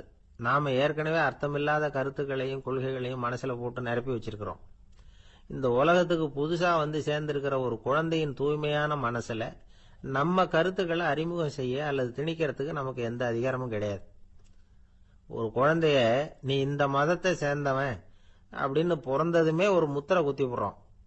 இது அதோட சுதந்திரத்தை ஆரம்பத்திலேயே கிள்ளி எறியறது மாதிரி தான். நீங்க ஒரு மதத்தின் வழிமுறைகளை கடைபிடிச்சிட்டு வர்றீங்க, அந்த வழியில போய்கிட்டு இருக்கிறீங்க, சரி, அதனால போறீங்க. அதுக்காக உங்க குழந்தையையும் அதே வழியில தான் வரணும் அப்படின்னு கட்டாயப்படுத்துறதுக்கு உங்களுக்கு என்ன உரிமை இருக்குது? அந்த குழந்தை சுயமா சிந்திச்சு ஒரு முடிவுக்கு வரட்டுமே, அதுக்கு நீங்க ஏன் தடையா இருக்கிறீங்க? நமக்கு உண்மையிலேயே நம்ம குழந்தை மேல அன்பு இருந்தா இது மாதிரி திணிப்பு வேலைகளை செய்யக்கூடாது. திணிப்பு வேலைகளிலிருந்து குழந்தைகளை காப்பாத்தினா போதும். அதுதான் ரொம்ப முக்கியம். அடுத்த தலைமுறை அற்புதமான தலைமுறையா உருவாகும். நாம தான் சாதி மத சங்கடங்கள்ல மாட்டிக்கிட்டு தவிக்கிறோம். அவங்களாவது சாதி மத வேறுபாடு இல்லாத சமுதாயத்தை பார்க்கட்டுமே, அந்த சௌகரியங்களை அனுபவிக்கட்டுமே. அதுக்கு நாம என்ன செய்யணும்னா ஒன்னும் செய்யாம இருந்தா போதும். ஒரு குழந்தைகிட்ட நம்ம கருத்தை திணிக்கும் பொழுது என்ன ஆகுது தெரியுமா? அது அவனை அவங்கிட்ட இருந்தே அப்புறப்படுத்தி விடுது. அவனுடைய தனித்தன்மையை அழிச்சுடுது. அவனை ஒரு எல்லைக்குள்ள திணிச்சுடுது. இதெல்லாம் அன்புங்கிற பேரால பெற்றோர்கள் செய்யற தப்பு. இதெல்லாம் கேட்டுக்கிட்டு இந்த காலத்துல அப்பா ஒருத்தர் சொன்னார், நான் கருத்துக்களை எல்லாம் என் பையன்கிட்ட திணிக்கிறது இல்லைங்க, ஆனா அதிகமா சாப்பிட சொல்லி கட்டாயப்படுத்துவேன் அப்படின்னார். உங்க வீட்டு சமையல் அவ்வளவு நல்லா இருக்குமான்னு கேட்டாங்க. நல்லா இருந்தா நான் ஏன் அவனை சாப்பிட சொல்லி கட்டாயப்படுத்த போறேன் அப்படின்னு. ஒரு சராசரி மனிதனுடைய இயல்பு என்ன? இன்பம் வந்தா துள்ளி குதிப்பான், துன்பம் வந்தா சோர்ந்து போய் ஒரு மூலையில உட்காந்துருவான். இவன் தான் சராசரி மனிதன். ஆனா ஒருத்தன் இன்பம் வந்தா அதுக்காக மகிழ்ச்சி அடையறது இல்ல, துன்பம் வந்தா அதுக்காக சோர்ந்து போறது இல்ல அப்படின்னு வச்சுக்கோங்க. அப்படி இருந்தா அவன் சாதாரண ஆள் கிடையாது. ஒரு ஊர்ல ஒரு ஞானி இருந்தார். அவரை தேடிட்டு ஒரு பெரியவர் வந்தார். ஐயா, ஞானத்துல சிறந்த ஞானம் எது அப்படின்னு கேட்டாராம். இதுக்கு அந்த ஞானி என்ன பதில் சொன்னார் தெரியுமா? இன்பத்தினால மகிழ்ச்சி அடையாமலும் துன்பத்தினால சோர்வு அடையாமலும் இருக்கிறது தான் அந்த ஞானம், பெரிய ஞானம் அப்படின்னாராம். சரி சுவாமி, அப்படிப்பட்ட ஞானம் உங்களுக்கு எப்படி வந்ததுன்னு கேட்டிருக்காரு இவரு. அதை நான் ஒரு கழுதைகிட்ட இருந்து கத்துக்கிட்டேன் அப்படின்னாராம் அவரு. இவருக்கு ஒன்றும் புரியல. ஒரு மாதிரியா முழிச்சிருக்கிறார். இதை அவர் புரிஞ்சுக்கிட்டார். நீங்க நாளைக்கு காலையில நம்முடைய ஆசிரமத்துக்கு வாங்க, புரிய வைக்கிறேன்னாராம். சரின்னு அவர் போயிட்டார். மறுநாள் காலையில ஆசிரமத்துக்கு சேர்ந்தார். ஞானி அவரை கூப்பிட்டு உட்கார வச்சார். வாங்க, இப்படி உட்காருங்க, கொஞ்ச நேரத்துல இந்த வழியா ஒரு கழுதை போகும், அதை கவனிச்சு பாருங்கன்னாராம். இவருக்கு இன்னமும் ஒன்றும் புரியாம போச்சு, ஒரே குழப்பம். இருந்தாலும் அந்த ஞானி சொன்னது மாதிரியே உட்கார்ந்துருக்கிறார். கொஞ்ச நேரத்துல அந்த வழியா ஒரு கழுதை போச்சு. அது முதுக நிறைய அழுக்கு மூட்டைகள், அதை சுமந்துக்கிட்டு போகுது. ஒரு சலவை தொழிலாளி அதை ஓட்டிட்டு போறார். கொஞ்ச தூரத்துல ஒரு ஆறு இருக்கு. அங்க போய் துணியெல்லாம் சுத்தப்படுத்திக்கிட்டு சாயந்தரமா திரும்பி இந்த வழியாவே வருவாங்க. ஞானி சொன்னது மாதிரியே இந்த பெரியவர் அழுக்கு மூட்டையை சுமந்துக்கிட்டு போற அந்த கழுதையை கவனிச்சார். கழுதை போயிட்டுது. அதுக்கப்புறம் ஞானியை திரும்பி பார்த்தார். இப்ப அந்த ஞானி சொன்னார், சாயந்தரம் வரைக்கும் நீங்க இங்கேயே இருக்கணும்னார். அதே மாதிரி இவர் இருந்தார். சாயந்தரமா அந்த ஞானி சொன்னார், ஐயா இப்ப கொஞ்ச நேரத்துல அந்த கழுதை இந்த வழியா திரும்பி வரும், அதையும் கவனிச்சு பாருங்கன்னார். இவரும் கவனிச்சு பாக்குறார். கழுதை வந்தது. அது முதுகுல சலவை செய்யப்பட்ட துணி மூட்டை. அது பாட்டுக்கு சுமந்துக்கிட்டு போய்கிட்டு இருக்குது. பெரியவருக்கு ஒன்றும் புரியல. பொறுமை இழந்துட்டார். சரி சுவாமி, இந்த கழுதைக்கும் உங்க ஞானத்துக்கும் என்ன சம்பந்தம் அப்படின்னார். இப்ப அந்த ஞானி விளக்கினார். ஐயா, இந்த கழுதை இதே மாதிரி தினமும் காலையில அழுக்கு மூட்டைகளை சுமந்துக்கிட்டு ஆத்துக்கு போகுது. மாலையில வெண்மையான சுத்தமான துணிகளை சுமந்துக்கிட்டு திரும்பி ஊருக்கு போகுது. காலையில இது போகும் பொழுது முதுகல அழுக்கு மூட்டைகளை சுமந்துக்கிட்டு போறோமேங்கிற வருத்தமும் அதுக்கு கிடையாது. சாயந்தரம் திரும்பி வரும்பொழுது சுத்தமான துணிகளை சுமந்துக்கிட்டு வர்றோமேங்கிற மகிழ்ச்சியும் அதுக்கு இல்லை. இதை பார்த்துதான் நானும் அது மாதிரி ஞானத்தை கத்துக்கிட்டேன் அப்படின்னாராம். அதனால யாரு கத்து கொடுக்கறாங்க அப்படிங்கறத விட எதை கத்துக்கிறோம் அப்படிங்கிறது தான் முக்கியம். ஒரு சினிமா பாக்குறோம், ஒரு அருவி கொட்டுறது மாதிரி காட்சி வருது, தண்ணீர் வழியுது. படம் முடிஞ்சதும் பாத்தீங்கன்னா அந்த திரை என்ன நனைஞ்சு போயா இருக்கும். ஒரு தீப்பிடிச்சு எரியிற காட்சியை சினிமாவில் பாக்குறீங்க, காட்சி முடிஞ்சதும் அந்த வெண் திரையே கருகி போயா இருக்கும். படத்துல வர்ற தண்ணீரும் நெருப்பும் அந்த திரையை பாதிக்கிறது இல்லை.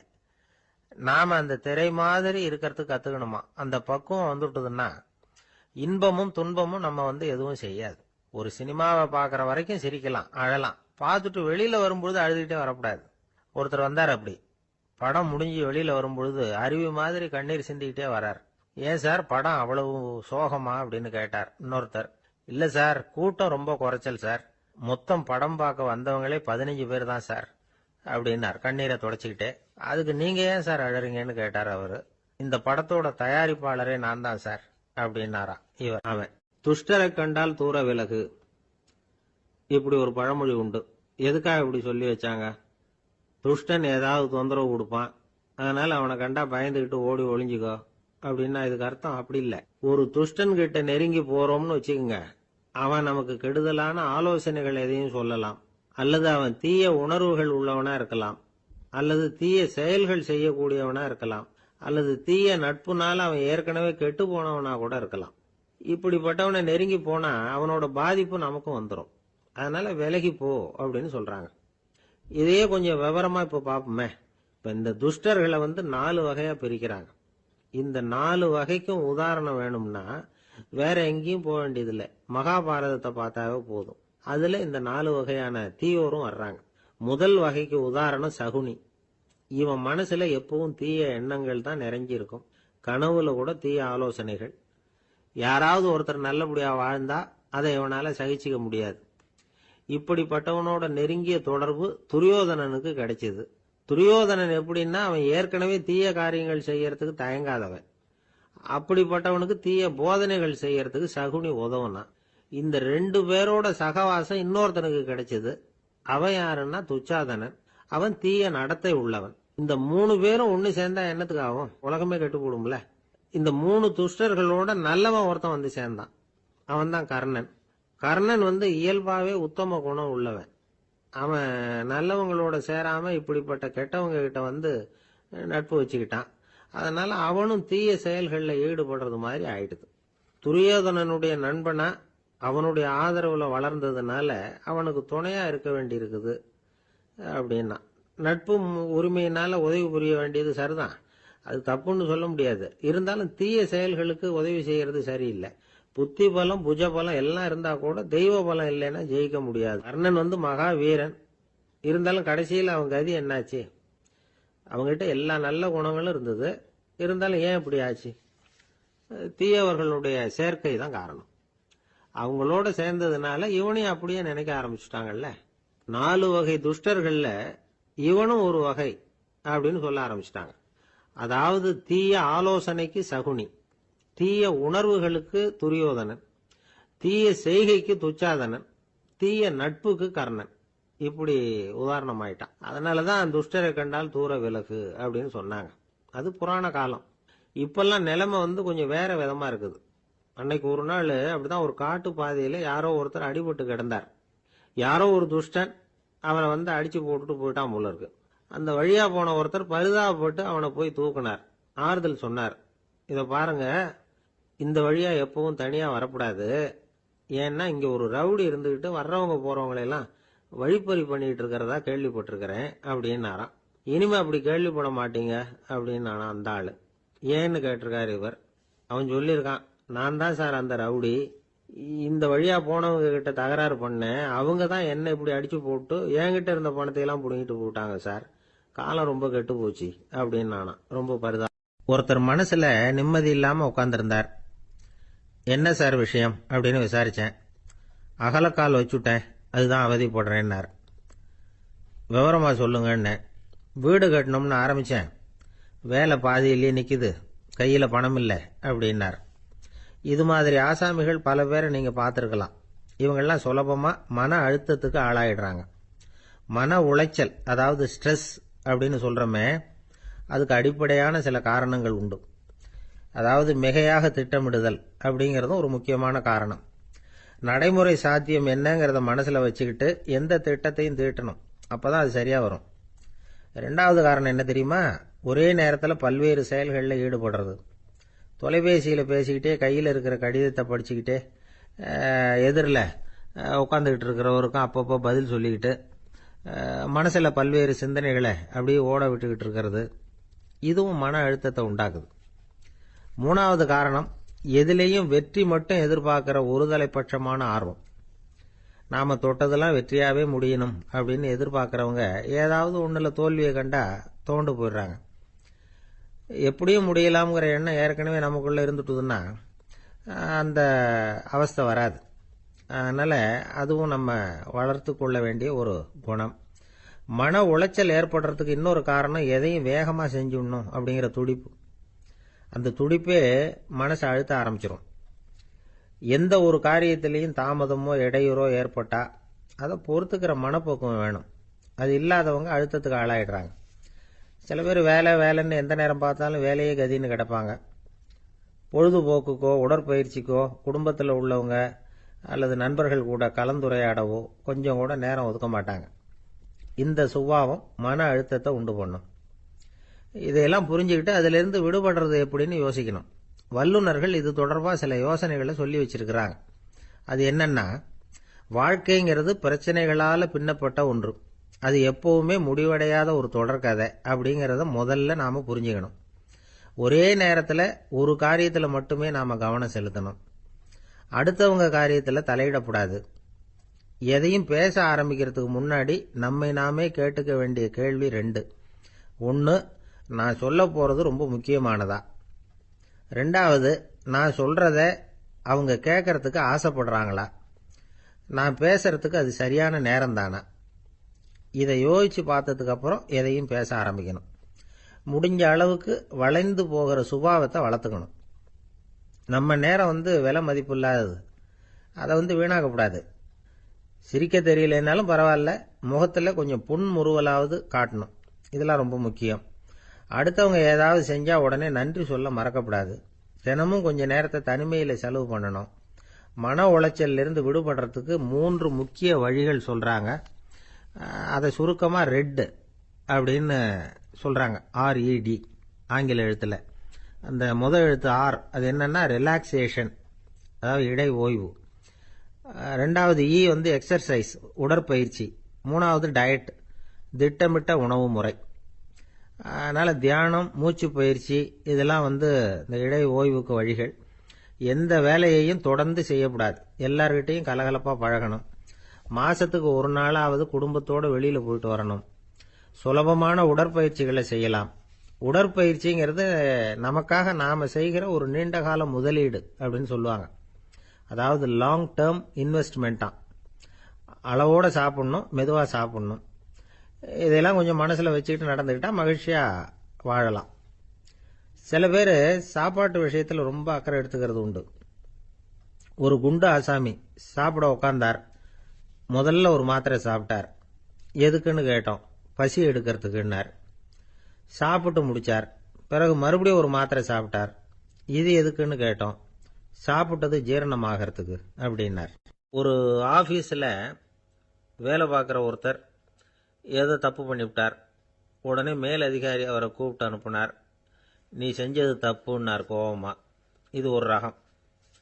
சில அதிகாரிகள் இப்படி நீங்கள் செஞ்சது தப்புன்னு சொல்கிறதில்ல, நீங்கள் செஞ்சது சரி அப்படின்னு சொல்கிறதில்ல. எப்படி சொல்லுவாங்கன்னா, நீங்கள் செஞ்சது சரியில்லைன்னு நான் நினைக்கிறேன் அப்படின்னு சொல்லுவாங்களாம். அதாவது சில பேர் நீங்கள் செஞ்சது தப்புங்கிறாங்க, அதையே மாற்றி சொல்கிறாரு இவர், நீங்கள் செஞ்சது சரியில்லைன்னு நினைக்கிறேன். இது ரெண்டும் அர்த்தம் ஒன்று தான், இருந்தாலும் வார்த்தைகள் வித்தியாசம். நிர்வாக திறமை இல்லாத ஒரு அதிகாரி யூ ஆர் ராங் அப்படின்னு சொல்லுவாராம். நிர்வாக திறமை உள்ள அதிகாரியா இருந்தா அதையே கொஞ்சம் மாற்றி I think you are not correct அப்படிம்பாராம். இதுதான் வித்தியாசம். இருந்தாலும் வார்த்தைகளை உபயோகப்படுத்துகிற விதத்தை வச்சு தான் வேலை நல்லா நடக்கிறதும் நடக்காததும் இருக்கு. விவரம் தெரிஞ்சவங்க என்ன சொல்றாங்க தெரியுமா? Be a leader not a boss அப்படிங்கிறாங்க. ஒரு லீடரா இரு, பாஸா இருக்காதே அப்படிங்கிறாங்க. சரி, அப்படின்னா லீடருக்கும் பாஸுக்கும் வித்தியாசம் உண்டா அப்படின்னு கேட்டா இருக்குன்னு சொல்றாங்க. லீடருங்கிறவர் வேற, பாஸுங்கிறவர் வேற. ஒரு லீடர் எப்படி நடந்துக்குவார், ஒரு பாஸ் எப்படி நடந்துக்குவார், இதை முதல்ல நாம தெரிஞ்சுக்கணும். அவங்க எப்படி நடந்துக்குவாங்க அப்படிங்கிறதுக்கு சில விவரங்கள் இருக்கு. அதை கேட்டோம்னா நாம புரிஞ்சுக்கலாம் அதை. அதாவது பாஸுங்கிறவர் விரட்டிக்கிட்டே இருப்பார், லீடருங்கிறவர் ஊக்கப்படுத்திக்கிட்டே இருப்பார்.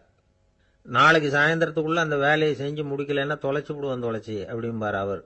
இவர் எப்படி சொல்லுவார்னா, இதுவரைக்கும் நீங்க செஞ்சிருக்கிற வேலை ரொம்ப அற்புதம் அப்படிம்பார். பாஸுங்கிறவர் அதிகாரத்தை நம்பி செயல்படுறவர், லீடருங்கிறவர் நல்லெண்ணத்தை நம்பி செயல்படுறவர். நம்ம கிட்ட அதிகாரம் இருக்கு, பவர் இருக்கு, அதனால காரியத்தை சாதிச்சுடலாம் அப்படின்னு நினைக்கிறவர் அவர்.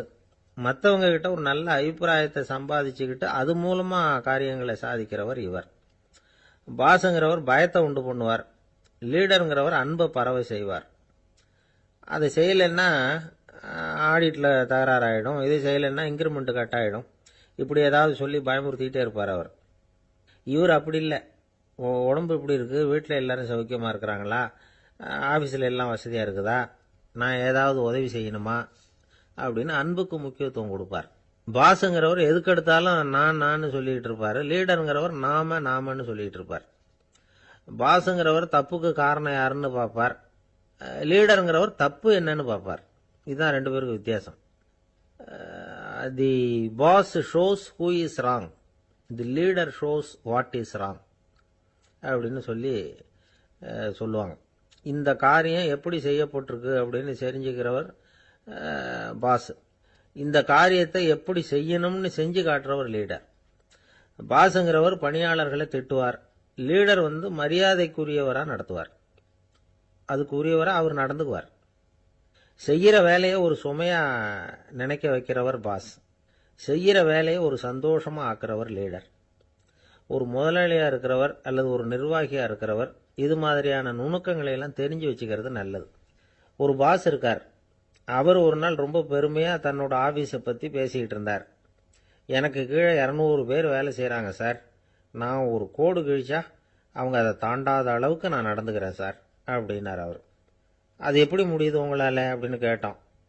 நான் கோடே கிழிக்கிறது இல்லை சார் அப்படின்னார். என்ன சார் உங்க பையன் என்ன செஞ்சுக்கிட்டு இருக்கிறான் இப்போ அப்படின்னு கேட்டார் ஒருத்தர். அடிக்கடி கண்ணாடி முன்னாடி நின்று அழகு பார்த்துக்கிட்டு இருக்கிறான் சார் அப்படின்னாரு அப்பா. இளம் பருவம் இப்படிதான் இருக்கும், அதையெல்லாம் சாதாரணமா நினைச்சுடாதீங்க அப்படின்னாரு அவரு. என்ன சார் சொல்றீங்க, கண்ணாடி முன்னாடி நின்றுக்கிட்டு நேரத்தை வீணாக்கிக்கிட்டு இருக்கான், அதை ஒரு பெரிய விஷயமா நான் நினைக்கணுமா அப்படின்னாரு இவர். இளம் பருவத்தில் இளைஞர்களுக்கும் சின்ன பொண்ணுங்களுக்கும் அடிக்கடி கண்ணாடியில் பார்க்கணும்னு தோணும். அது வெறுமனே அழகு பார்க்கறது மட்டும் இல்லை, அவங்க தங்களையே தேடி கண்டுபிடிக்கிற ஒரு முயற்சி அது. இது ஒரு மனோதத்துவ விளைவு. இது வரைக்கும் சின்ன பிள்ளையா இருந்துட்டோம், இனிமேல் நாமளும் மற்றவங்க மாதிரி மனிதர்கள் தான் அப்படிங்கிற உணர்வு அவங்களுக்கு வருது. தங்களோட முகம் எப்படி இருக்குது, அழகு எப்படி இருக்கு, உடம்பு நேரம் எப்படி இருக்கு, முடி எப்படி இருக்கு அப்படிங்கறதையெல்லாம் கண்டுபிடிக்கிறாங்க. அதுக்கப்புறம் இன்னொரு ஆணோ பொண்ணோ தன்னை கவனிக்கணும் அப்படின்னு நினைக்கிறாங்க. இதெல்லாம் மனோதத்துவ உண்மைகள், இதெல்லாம் இயற்கை. இதை பார்த்துட்டு பெத்தவங்க பிள்ளைங்க கெட்டு போட்டாங்க அப்படின்னு நினைக்கக்கூடாது, அவங்கள திட்டிக்கிட்டே இருக்கக்கூடாது. இன்னைக்கு பல குடும்பங்களில் இதுதான் நடந்துகிட்டு இருக்குது. மனுஷ வாழ்க்கையிலேயே இப்படியும் இல்லாத அப்படியும் இல்லாத ஒரு பருவம் வந்து இளம் பருவம். 13லேருந்து 19 வயசுக்கு உட்பட்ட ஆண்கள் பெண்கள் இந்த வகையை சேர்ந்தவங்க, டீனேஜ் குரூப். இவங்கள சின்னவங்கன்னு நினைச்சிட முடியாது, பெரியவங்கன்னு நினைச்சிட முடியாது. இவங்க ரொம்ப சென்சிட்டிவ். சமூகம் நினைச்சா இவங்களை வந்து நல்லவங்களாகவும் ஆக்கலாம், கெட்டவங்களாகவும் ஆக்கலாம். கொஞ்சம் அக்கறை எடுத்துக்கிட்டா பெரிய பெரிய மேதைகளையும் விஞ்ஞானிகளையும் உருவாக்கலாம். ஆனால் நடக்கிறது என்ன தெரியுமா? அநேகமாக இவங்களை யாருமே சரியாக புரிஞ்சுக்கிறது இல்லை, இவங்களை சரியாக நடத்துறதும் இல்லை. இது வரைக்கும் நாம் சொல்கிறத கேட்டுக்கிட்டு இருந்தான், இப்போல்லாம் அவன் இஷ்டத்துக்கு நடக்க ஆரம்பிச்சுட்டான் அப்படின்னு வருத்தப்படுற பெற்றோர்கள் அதிகம். இது வருத்தப்படுற விஷயம் இல்லை, சந்தோஷப்பட வேண்டிய விஷயம். உங்கள் புள்ள வந்து சொந்தமாக யோசிக்க ஆரம்பிக்கிறதும் நடந்துக்க ஆரம்பிக்கிறதும் ஒரு தப்பான விஷயமா? அவன் கடைசி வரைக்கும் உங்கள் பேச்சையே கேட்டுக்கிட்டு இருக்கணுங்கிறது என்ன நியாயம்? இன்னைக்கு இளைஞர்களை வந்து பெரியவங்க தப்பாக புரிஞ்சுக்கிட்டு தவறாக நடத்துறதுனால தான் அவங்களுக்கு வெறுப்பு, எரிச்சல், மனக்கசப்பு எல்லாம் உண்டாகுது. பெற்றவங்க சரியாக மதிக்கிறது இல்லை அப்படிங்கிற ஒரே காரணத்தினாலேயே வீணா போகிற பிள்ளைங்க இன்னைக்கு அதிகம். சரி, பெற்றவங்களுக்கு இன்னைக்கு என்னதான் புத்தி சொல்ல வர்றீங்க அப்படின்னு கேட்குறீங்களா? நாம எதையும் சொல்ல வரல, ஆனால் அது சம்பந்தமான சில நிபுணர்கள் சொல்லியிருக்கிறத உங்கள் காதில் போட்டு வைக்கலாம். அது என்னன்னா, பிள்ளைங்க கிட்ட அன்பு செலுத்துங்க. குழந்தையா இருந்தப்போ எவ்வளவு பாசமாக இருந்தீங்க, வளர வளர அதை ஏன் குறைச்சிக்கிறீங்க? பெற்றவங்களின் அன்பான வார்த்தைகளுக்கு ஏங்குறவங்க தான் இன்றைய இளைஞர்கள். அவங்க எதை சொன்னாலும் அதை அக்கறையாக காது கொடுத்து கேளுங்க, அலட்சியப்படுத்தாதீங்க. அவங்க விரும்புறது உங்ககிட்ட இருந்து ஒரு மதிப்பு, மரியாதை, அங்கீகாரம், இவ்வளவுதான். அவங்க அவங்களாவே முடிவுகள் எடுக்கட்டும், அதுக்கு நீங்கள் உதவியா இருங்க, அது போதும். மற்றவங்க முன்னாடி, முக்கியமாக அவங்க நண்பர்கள் முன்னாடி அவங்கள பற்றி மட்டமாக பேசாதீங்க. அவங்க கிட்ட பொய் சொல்லக்கூடாது. நீங்கள் சொன்னது பொய்ன்னு தெரிஞ்சு போச்சுன்னா உங்கள் பேரில் அவங்களுக்கு இருக்கிற மதிப்பு போயிடும், நம்பிக்கை போயிடும். அவங்களுக்கு முன்னாடி நீங்கள் சண்டை போடக்கூடாது. உங்கள் பிள்ளைய எப்பவும் இன்னொரு பிள்ளையோட ஒப்பிட்டு பேசுகிற வேலையே வேணாம். கூட பிறந்த மற்றவங்களோட கூட ஒப்பிடக்கூடாது. இப்படி செஞ்சால் அவன் உங்ககிட்டையும் பிரியமாக இருக்க மாட்டான், அவங்ககிட்டையும் பிரியமாக இருக்க மாட்டான். புள்ள எங்கே போகிறான், என்ன பண்ணுறான் அப்படின்னுலாம் வந்து துப்பறிஞ்சிக்கிட்டு இருக்கக்கூடாது. இளைஞர்கள் வந்து தனிமையை விரும்புகிறவங்க. அவங்கள வந்து பெட்டியில் வச்சு மூடி பாதுகாக்கணும்னு நினைக்கக்கூடாது. அவங்கள எப்படி பாதுகாக்கிறது அப்படிங்கிறது அவங்களுக்கே தெரியும். உங்கள் புள்ள எப்படி நடந்துக்கணும்னு நீங்கள் எதிர்பார்க்குறீங்களோ அது மாதிரி நீங்கள் நடந்து காட்டுங்க, அது போதும். ஒரு வீட்டில் அப்பாவும் அம்மாவும் பேசிகிட்டு இருக்கிறாங்க.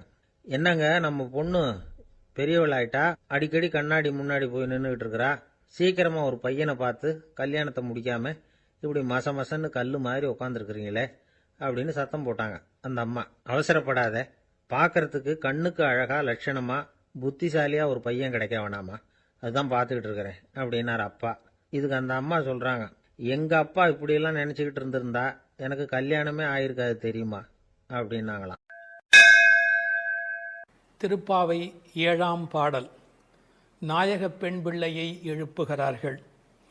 கீசு கீசென்று எங்கும் ஆனைச்சாத்தன் கலந்து பேசின பேச்சரவம் கேட்டிலையோ பேய்ப் பெண்ணே, காசும் பிறப்பும் கலகலப்ப கைபேர்த்து வாசன் அருங்குடல் ஆய்ச்சியர் மத்தினால் ஓசைப்படுத்த தயிர் அரவம் கேட்டிலையோ நாயகப் பெண் பிள்ளாய் நாராயணன் மூர்த்தி, கேசவனைப் பாடவும் நீ கேட்டே கிடத்தியோ தேசமுடையாய் திரவேலோர் எம்பாவாய்.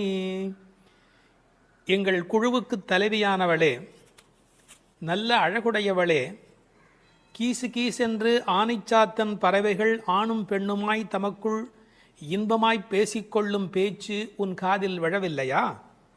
பொழுது விடிந்ததை அறியாமல் பேய்த்தூக்கம் தூங்குகிறாயே. நறுமணம் பொருந்திய குழல்களை உடைய ஆயர் மகளிர் அச்சுத்தாலியும் ஆமைத்தாலியும் ஒலிக்கும்படி தமது கைகளை மாற்றி மாற்றி மத்தினால் தயிர் கடையும் பெரிய ஒலி உன் காதில் விழவில்லையா? உயிர்களின் உள்ளும் புறமும் நிறைந்துள்ள நாராயணன், அழகிய வடிவை உடையவன், நமது ஆயர்பாடியில் கண்ணனாக வந்து தன்னை கொல்ல வந்த கம்சன் விடுத்த கேசி என்ற அரக்கனை கொன்று கேசவன் என்று பெயர் பெற்றவன்.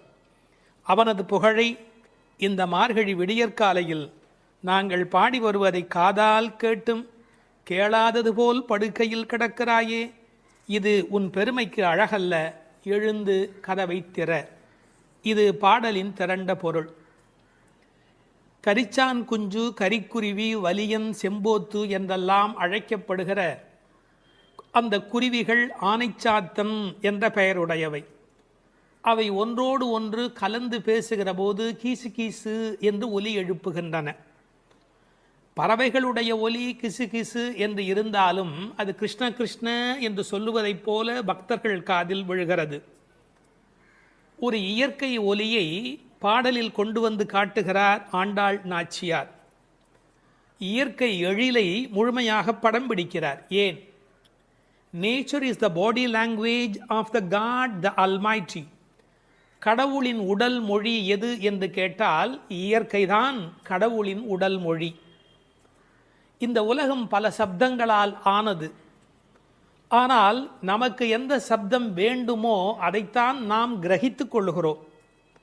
நமக்குரிய சப்தத்தை பிரித்தெடுப்பதுதான் வாழ்க்கையின் சூட்சமமே.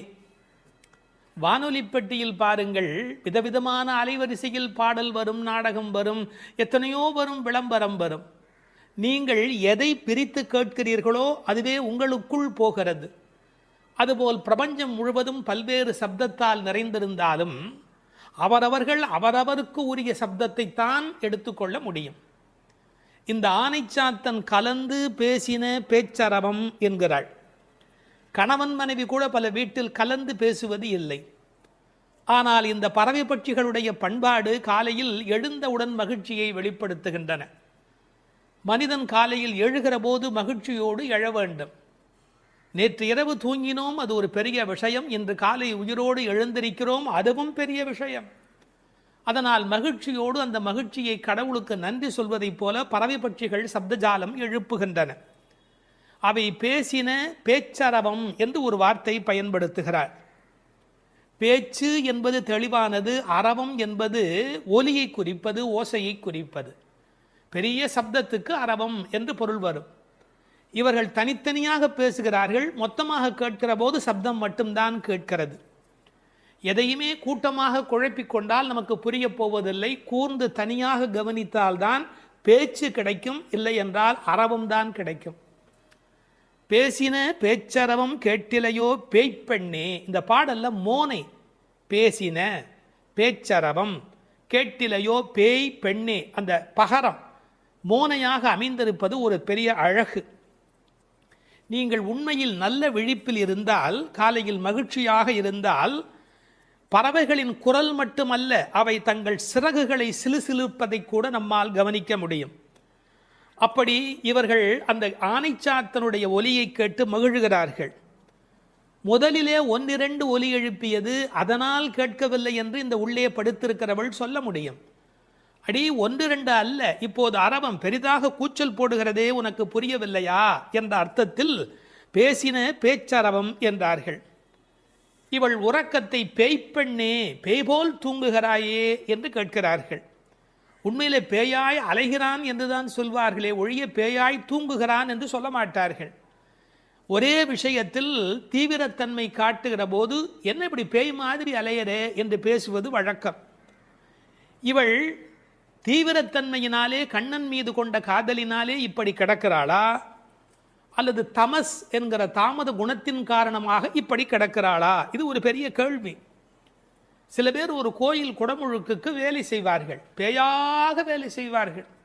அந்த குடமுழுக்கு வெற்றி பெறுவதற்கு வேண்டிய வகையில் அல்லும் பகலும் பாடுபட்டு கொண்டே இருப்பார்கள். குடமுழுக்கு வேளையில் போய் தூங்கி விடுவார்கள். இந்த உழைத்த களைப்பு காரணமாக அந்த கும்பாபிஷேகம் நடக்கிற போது போய் தூங்கி விடுவார்கள். அப்படி ஒருவேளை இன்றைக்கு நோன்புக்கு போகிறோமே, நீ இப்படி தூங்கலாமா? நாயக பெண்பிள்ளாய் முதலில் பேய்ப்பெண்ணே என்று அழைத்தவர்கள் பின்னாலே நாயக பெண்பிள்ளாய் தேசமுடையாய் என்று அழைக்கப் போகிறார்கள். பேய் என்றவுடன் தாழ்வாய் நினைத்துவிட வேண்டாம். பேயனாய் ஒழிந்தேன் எம்பெருமானுக்கே யானும் ஒரு பேயனே என்று குலசேகர ஆழ்வார் அருமையாக அதை வேறு ஒரு கோணத்தில் பாடி காட்டுகிறார். இவர்களை எழ ஒட்டாதபடிக்கு செய்வது எது என்றால், அந்த கண்ணன் மீது கொண்ட அளவற்ற காதல் அல்லது பிரேமை ஒரு காரணமாக இருக்கலாம். அடுத்த ஒரு ஓசையை வர்ணிக்கிறார், இயற்கையை சொல்லி நமக்கு புரிய வைக்கிறார். பெண்கள் தயிர் கடைகிறார்கள். அந்த பெரிய ஆய்ச்சிமார்கள் தயிர் கடைகிற போது அவர்கள் கழுத்தில் அணிந்திருக்கிற தாலி, அதுவும் காசும் பிறப்பும் கலகலப்ப கைவேர்த்து, அச்சுத்தாலி ஆமைத்தாலி என்பார்கள். இதை கொஞ்சம் புரிந்து கொள்வது கடினம். இளம் வயதிலிருந்தே பெண்களுக்கு தங்க காசு கொடுத்து கொண்டே வருவார்கள். அந்த தங்க காசு தான் பெண்ணுக்கு உண்மையிலேயே மிகப்பெரிய சீதனம். அவர்களுக்கு தங்கத்தின் மூலம் சேமிப்பு நிகழும். தங்கள் சேமிப்பை காசாக்கி கையிலே வைத்திருப்பார்கள். திருமணமாகி அடுத்த வீட்டுக்கு போகிற போது அவர்களுக்கு ஆமைத்தாலி, கொஞ்சம் புடைத்த மாதிரி 2 உருண்டையாக இருக்கும், அதற்கு ஆமைத்தாலி என்று பெயர். அந்த காசும் பிறப்பும் அது ரெண்டையுமே கழுத்திலே கோர்த்து போட்டிருப்பார்கள். மஞ்சள் கயிற்றில் இந்த காசையும் மாட்டிக்கொள்வார்கள். அதன் பிறகு இந்த ஆமைத்தாலி என்கின்ற அந்த உருண்டையான தாலியையும் மாட்டிக்கொள்வார்கள். அப்படி தயிர் கடைகிற போது ரெண்டும் ஒன்றோடு ஒன்று மோதி ஒரு பெரிய ஒலியை எழுப்புகிறது. என்ன டிராமாட்டிக்காக அதை கொண்டு வந்து நம்முடைய கண் முன்பாக காட்டுகிறாள் பாருங்கள். கண் முன்பாக அந்த காட்சி படப்பிடிப்பு போல வந்து நிற்கிறது. காலையில வெண்ணெய் கடைகிறார்கள். ஏன் தெரியுமா? வெயில் ஏறி விட்டால் வெண்ணெய் உருகிவிடும், கண்ணனும் விட்டு வைக்க மாட்டார். எனவே அதிகாலையிலே கடைய வேண்டும் என்று வெண்ணெய் கடைகிறார்கள். பகவான் ராமகிருஷ்ணர் ஓர் உதாரணம் சொல்லுகிறார். வெண்ணெய் கடைகிறவர்கள் விடியற்காலையில் கடைவார்கள். காரணம், வெயில் வந்து விட்டால் வெண்ணெய் இளகிவிடும். அதுபோல் பக்தி வர வேண்டிய வயது இளம் வயது. உங்களுக்கு வயதாகிவிட்டால் உலகத்தின் வெப்பத்தில் அது உருகி ஓடிவிடும். எனவே இளம் வயதில் பக்தி வெண்ணெய் திரள வேண்டும், காலையில் மோர் கடைவது தயிர் கடைவது போலே என்று பகவான் ராமகிருஷ்ணர் ஒரு கருத்து சொல்வார். கை பேர்த்து கடைய முடியல, மலை மாதிரி வெண்ணெய், பார்க்கடல் மாதிரி பானை, எவ்வளவு நேரம் அந்த மத்தை போட்டு உருட்டி கொண்டே இருக்கிறது. கை மாற்றி கை பேர்த்து. காலையிலேயே இந்த பெண்கள் தலையில் பூச்சூடி இருக்கிறார்கள். இவர்கள் குழலுக்கே வாசம் இருக்கிறது. வாசனரும் குழலாய்ச்சியர் மத்தினால் ஓசைப்படுத்த தயிர் அரவம் கேட்டிலையோ. அந்த ஓசையிலே ஒரு அழகு இருக்கிறது. பித்தகோரஸ் கொல்லர் பட்டறையிலே ஏற்படுகிற ஒலியை வைத்துக்கொண்டு அந்த இரும்பின் அடர்த்தி என்ன என்று சொல்ல முடியும் என்று சொல்கிறார். அடர்த்தியான இரும்பு வர வர அதை தட்டுகிற அந்த ஒலி ஓசை மாறிக்கொண்டே போகும் என்று சொல்லுகிறார். ஒலி அழகை பற்றி மகாகவி பாரதி ஒரு மனிதனை ஒலியும் ஓசையும் என்ன பாடுபடுத்துகிறது என்பதை குறிப்பிடுகிறார். காணப்பறவை கலகலமெனும் ஓசையிலும், காற்று மரங்களிடை காட்டும் இசைகளிலும், ஆற்று நீரோசை அருவி ஒலியினிலும், நீலப் பெருங்கடல் என் நேரமுமே தான் இசைக்கும் ஓலத்திடையே உதிக்கும் இசையினிலும், மானுடப் பெண்கள் வளரும் ஒரு காதலினால் ஊனுருக பாடுவதில் ஊரிடும் தேன் வாரியிலும், ஏற்ற நீர்ப்பாட்டின் இசையினிலும், நெல்லிடிக்கும் கோற்றொடியார் குக்குவென கொஞ்சம் ஒலியினிலும், சுண்ணம் இடிப்பார்தம் சுவை மிகுந்த பண்களிலும், பண்ணை மடவார் பழகு பல பாட்டினிலும், வட்டமிட்டு பெண்கள் வளைக்கரங்கள் தாமொலிக்க கொட்டி இசைத்திடுமோர் கூட்டமுத பாட்டு கோரஸ் கூட்டமுத பாட்டினிலும், வேயின் குழலோடு வீணை முதலாம் மனிதர் வாயினிலும், கையாலும் வாசிக்கும் பல்கருவி நாட்டினிலும், காட்டிலும் நாளெல்லாம் நந்தொலிக்கும் பாட்டினிலும் நெஞ்சை பறிகொடுத்தேன் பாவினான் என்று மகாகவி பாரதி பாடுகிறார். இசையினுடைய வலிமை அது. அப்படி ஓசைப்படுத்த தயிரரவம் கேட்டிலையோ. நாயகப் பெண் பிள்ளாய் நீ எங்கள் தலைவியாயிற்றே. நாராயணன் மூர்த்தி, எப்பேற்பட்ட வலிமையுடையவன், எப்பேற்பட்ட பெருமையுடையவன் எம்பெருமான். அந்த எம்பெருமான் திருப்பெயரையும் கல்யாண குணங்களையும் பேசுவதுதான் பாசுரத்தினுடைய நோக்கமே. கேசி என்கிற ஒரு அரக்கனை வென்றவன், அதனால் கேசவன் என்கிற பெயரை பெற்றவன். கேசவனை பாடவும் நீ கேட்டே கிடத்தியோ. ராமாவதார காலத்திலே கரதூஷண வதம் முடிந்தவுடனே சீதை ஓடி வந்து கட்டிக்கொள்ளுகிறாள். அப்படி கேசிவதம் நிகழ்ந்தது என்று சொன்ன உடனே நீ கண்ணனை கட்டிக்கொள்வதற்கு எழுந்து வருவாய் என்று பார்த்தால், நல்லவேளை கண்ணனுக்கு ஆபத்து இல்லை என்று நெஞ்சை பிடித்து கொண்டு தூங்குகிறாயா. கேசவனை பாடவும் நீ கேட்டே கிடத்தியோ. கேசமுடையாய், இதான் பெண்களுடைய இயல்பு. எவ்வளவுதான் பெண்கள் மாறினாலும் அடுத்த பெண்ணினுடைய கூந்தல் எவ்வளவு நீளம் என்பதை பற்றி யோசிப்பார்கள். கேசமுடையாய் திரவேலோர் எம்பாவாய் என்று இந்த பாசுரம் நிறைவு பெறுகிறது. ஒரு சிறு திருத்தம். தேசமுடையாய் என்றும் ஒரு பாடம் உண்டு. கேசமுடையாய் என்பதை விட தேசமுடையாய் என்ற பாடல் வரியிலே பொருள் ஆழம் சுவை கூடுதலாக இருக்கிறது என்று கருதுவதற்கு இடமுண்டு. காரணம், அவள் அழகான கூந்தலை உடையவள் என்ற பொருளிலே 1-2 பதிப்புகளிலே கேசமுடையாய் என்கிற பாடம் இருக்கிறது. ஆனால் தேசமுடையாய் என்ற சொல்லுக்கு பொருள் ஒளியுடையவளே என்பது பொருள்.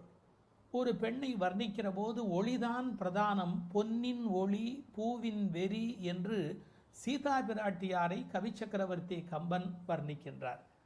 கண்ணனுடைய நினைப்பில் எப்போதும் ஒளி உடையவளாக விளங்குகின்றாள் என்ற பொருளிலே தேசமுடையாய் என்கிற பாடம் சுவையான, அழுத்தமான, ஆழமான, பெரும்பகுதி பதிப்புகளில் காணப்படுகிற பாடம் என்பதையும் சொல்லிக்கொள்ள விரும்புகிறேன். வணக்கம்.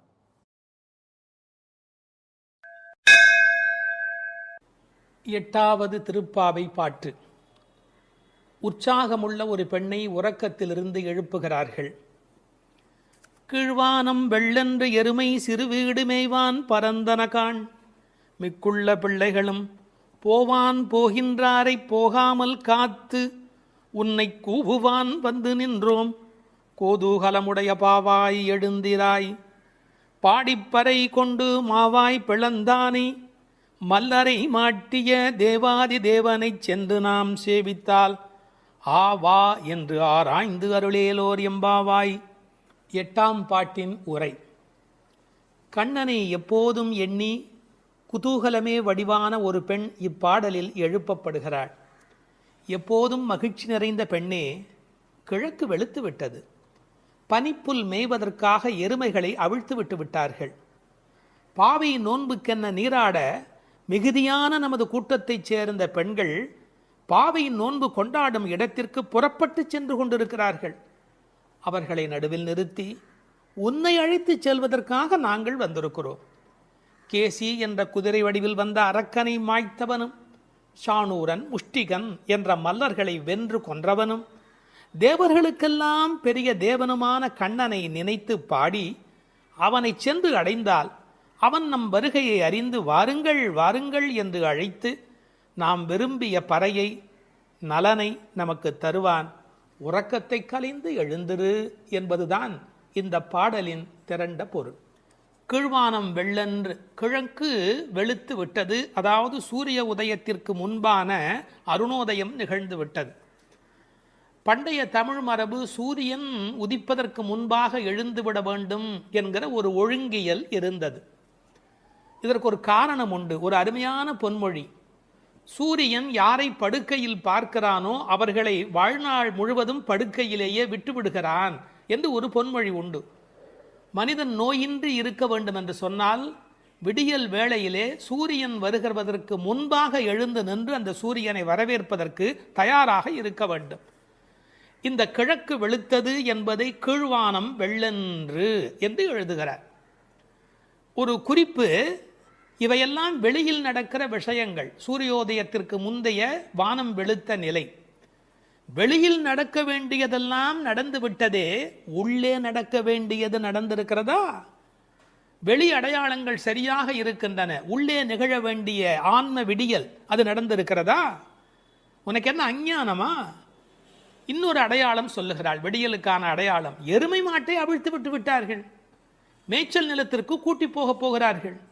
ஆனால் மேய்ச்சலுக்கு போவதற்கு முன்பு அதை அவிழ்த்து விட்ட உடனே பனிப்புல் மேய்வதற்கு அனுமதிப்பார்கள். அதுவும் பரபர என்று ஓடிவர் வந்து அந்த பனிப்புல்லை எல்லாம் மேயும். காரணம், பனிப்புல் மேய்ந்தால் பால் நன்றாக இருக்கும் என்பது ஆயர்பாடியினுடைய கொள்கை.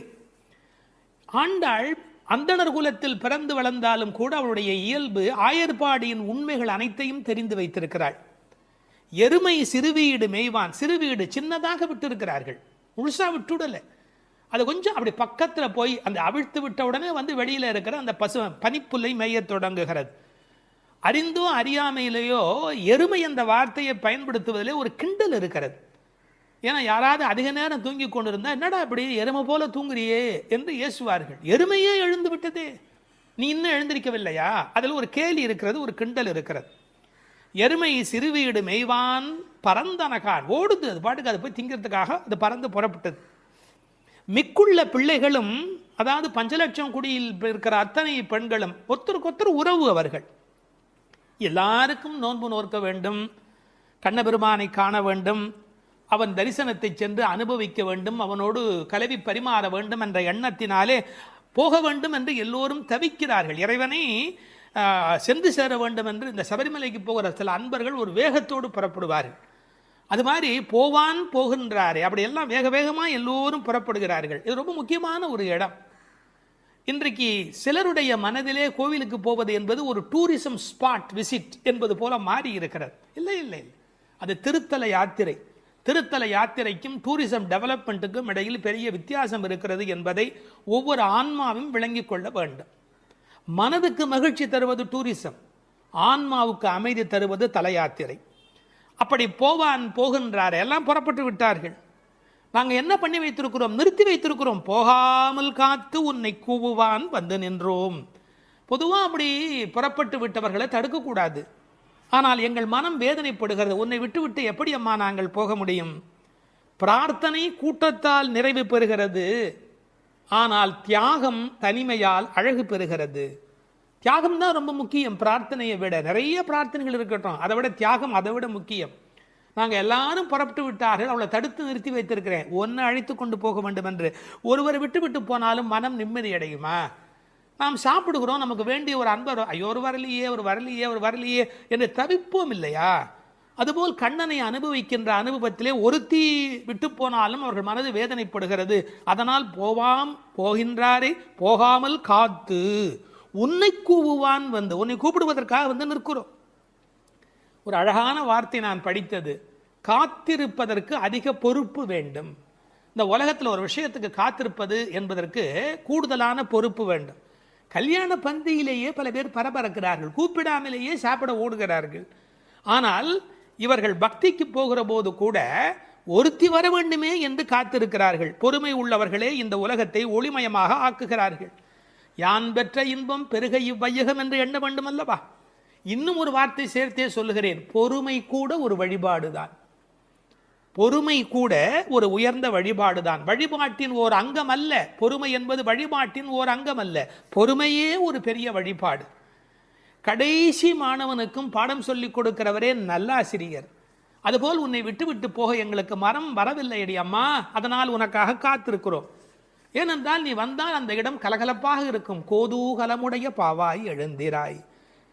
சாதாரணமாகவே இளம்பெண்கள் எப்போவுமே சிரித்தபடி இருப்பார்கள். அவர்கள் இருக்கிற இடத்துல சத்தம் ஜாஸ்தியாக இருக்கும். விஞ்ஞானத்திலேயே ஆண் மூளை பெண் மூளையை பற்றி பிரித்து வைத்து சொல்கிறார்கள். ஆணினுடைய மூளையிலே பேசுவதற்கான பேச்சு மையம் என்பது மிக குறைவு. ஆனால் பெண்ணினுடைய மூளை அமைப்பிலே பேசுவதற்கான மையம் என்கிற அந்த தன்மை கூடுதல். மொழி வளம் என்பது ஒரு பெண்ணுக்கு எளிமையாக வரும். மொழி வளம் என்பது ஆண் பருவமடைய அவருடைய பேச்சிலே அது வராது. கோதூகலமுடைய பாவாய், எப்போதும் உற்சாகமாக இருக்கிறவள். பாடிப்பறை கொண்டு, என்ன பொருள்? நாம் போய் பாடினால் அவன் பறை நமக்கு தருவான். இதற்கு வெளிப்படையான பொருள் நோன்புக்குரிய அந்த மண்ணினால் செய்யப்பட்ட தோல் கருவியாகிய பறை. ஆனால் ஆழத்தில் பார்த்தால் ஒவ்வொரு உயிரும் இந்த உலகத்தில் பெற வேண்டியது முக்தி. அந்த முக்தியை தரக்கூடிய பரம்பொருள் பரமாத்மா அவன். அதனால் அவனை பாடுவதால் நாம் பறை கொள்ளலாம். மாவாய் பிளந்தானே, குதிரை வடிவத்திலே ஒரு அரக்கன் வருகிறான். அவனுடைய வாய் பிளந்து அவனை கண்ணபெருமான் கொல்லுகிறான். மா விலங்கு, வாய் பிளந்தானே. இந்த திருக்குறளில் கூட ஒரு குறள் வரும், மயிர் நீப்பின் வாழா கவரி மா அன்னார். அதை கவரி மான்னு படிப்பார்கள். இல்லை, மானா விலங்கு, பனிமலையில் இருக்கிற விலங்கு. அது ஒரு வகையான குதிரை, யாக். அது என்னன்னு கேட்டால், அதுக்கு மேலே இருக்கிற அந்த தோல் ரோமம் நீங்கி விட்டதுன்னு வச்சுங்க, அந்த குடலில் அதால் வாழ முடியாது. மா என்பது ஒரு வகையான விலங்கு. மா வாய் பிளந்தானே, மல்லரை மாட்டிய தேவாதி தேவனே. கண்ணனுடைய வாழ்க்கை முழுக்க பார்த்தா அசுரர்கள் வந்து கொண்டே இருக்கிறார்கள், மோதி மோதி சாகிறார்கள்.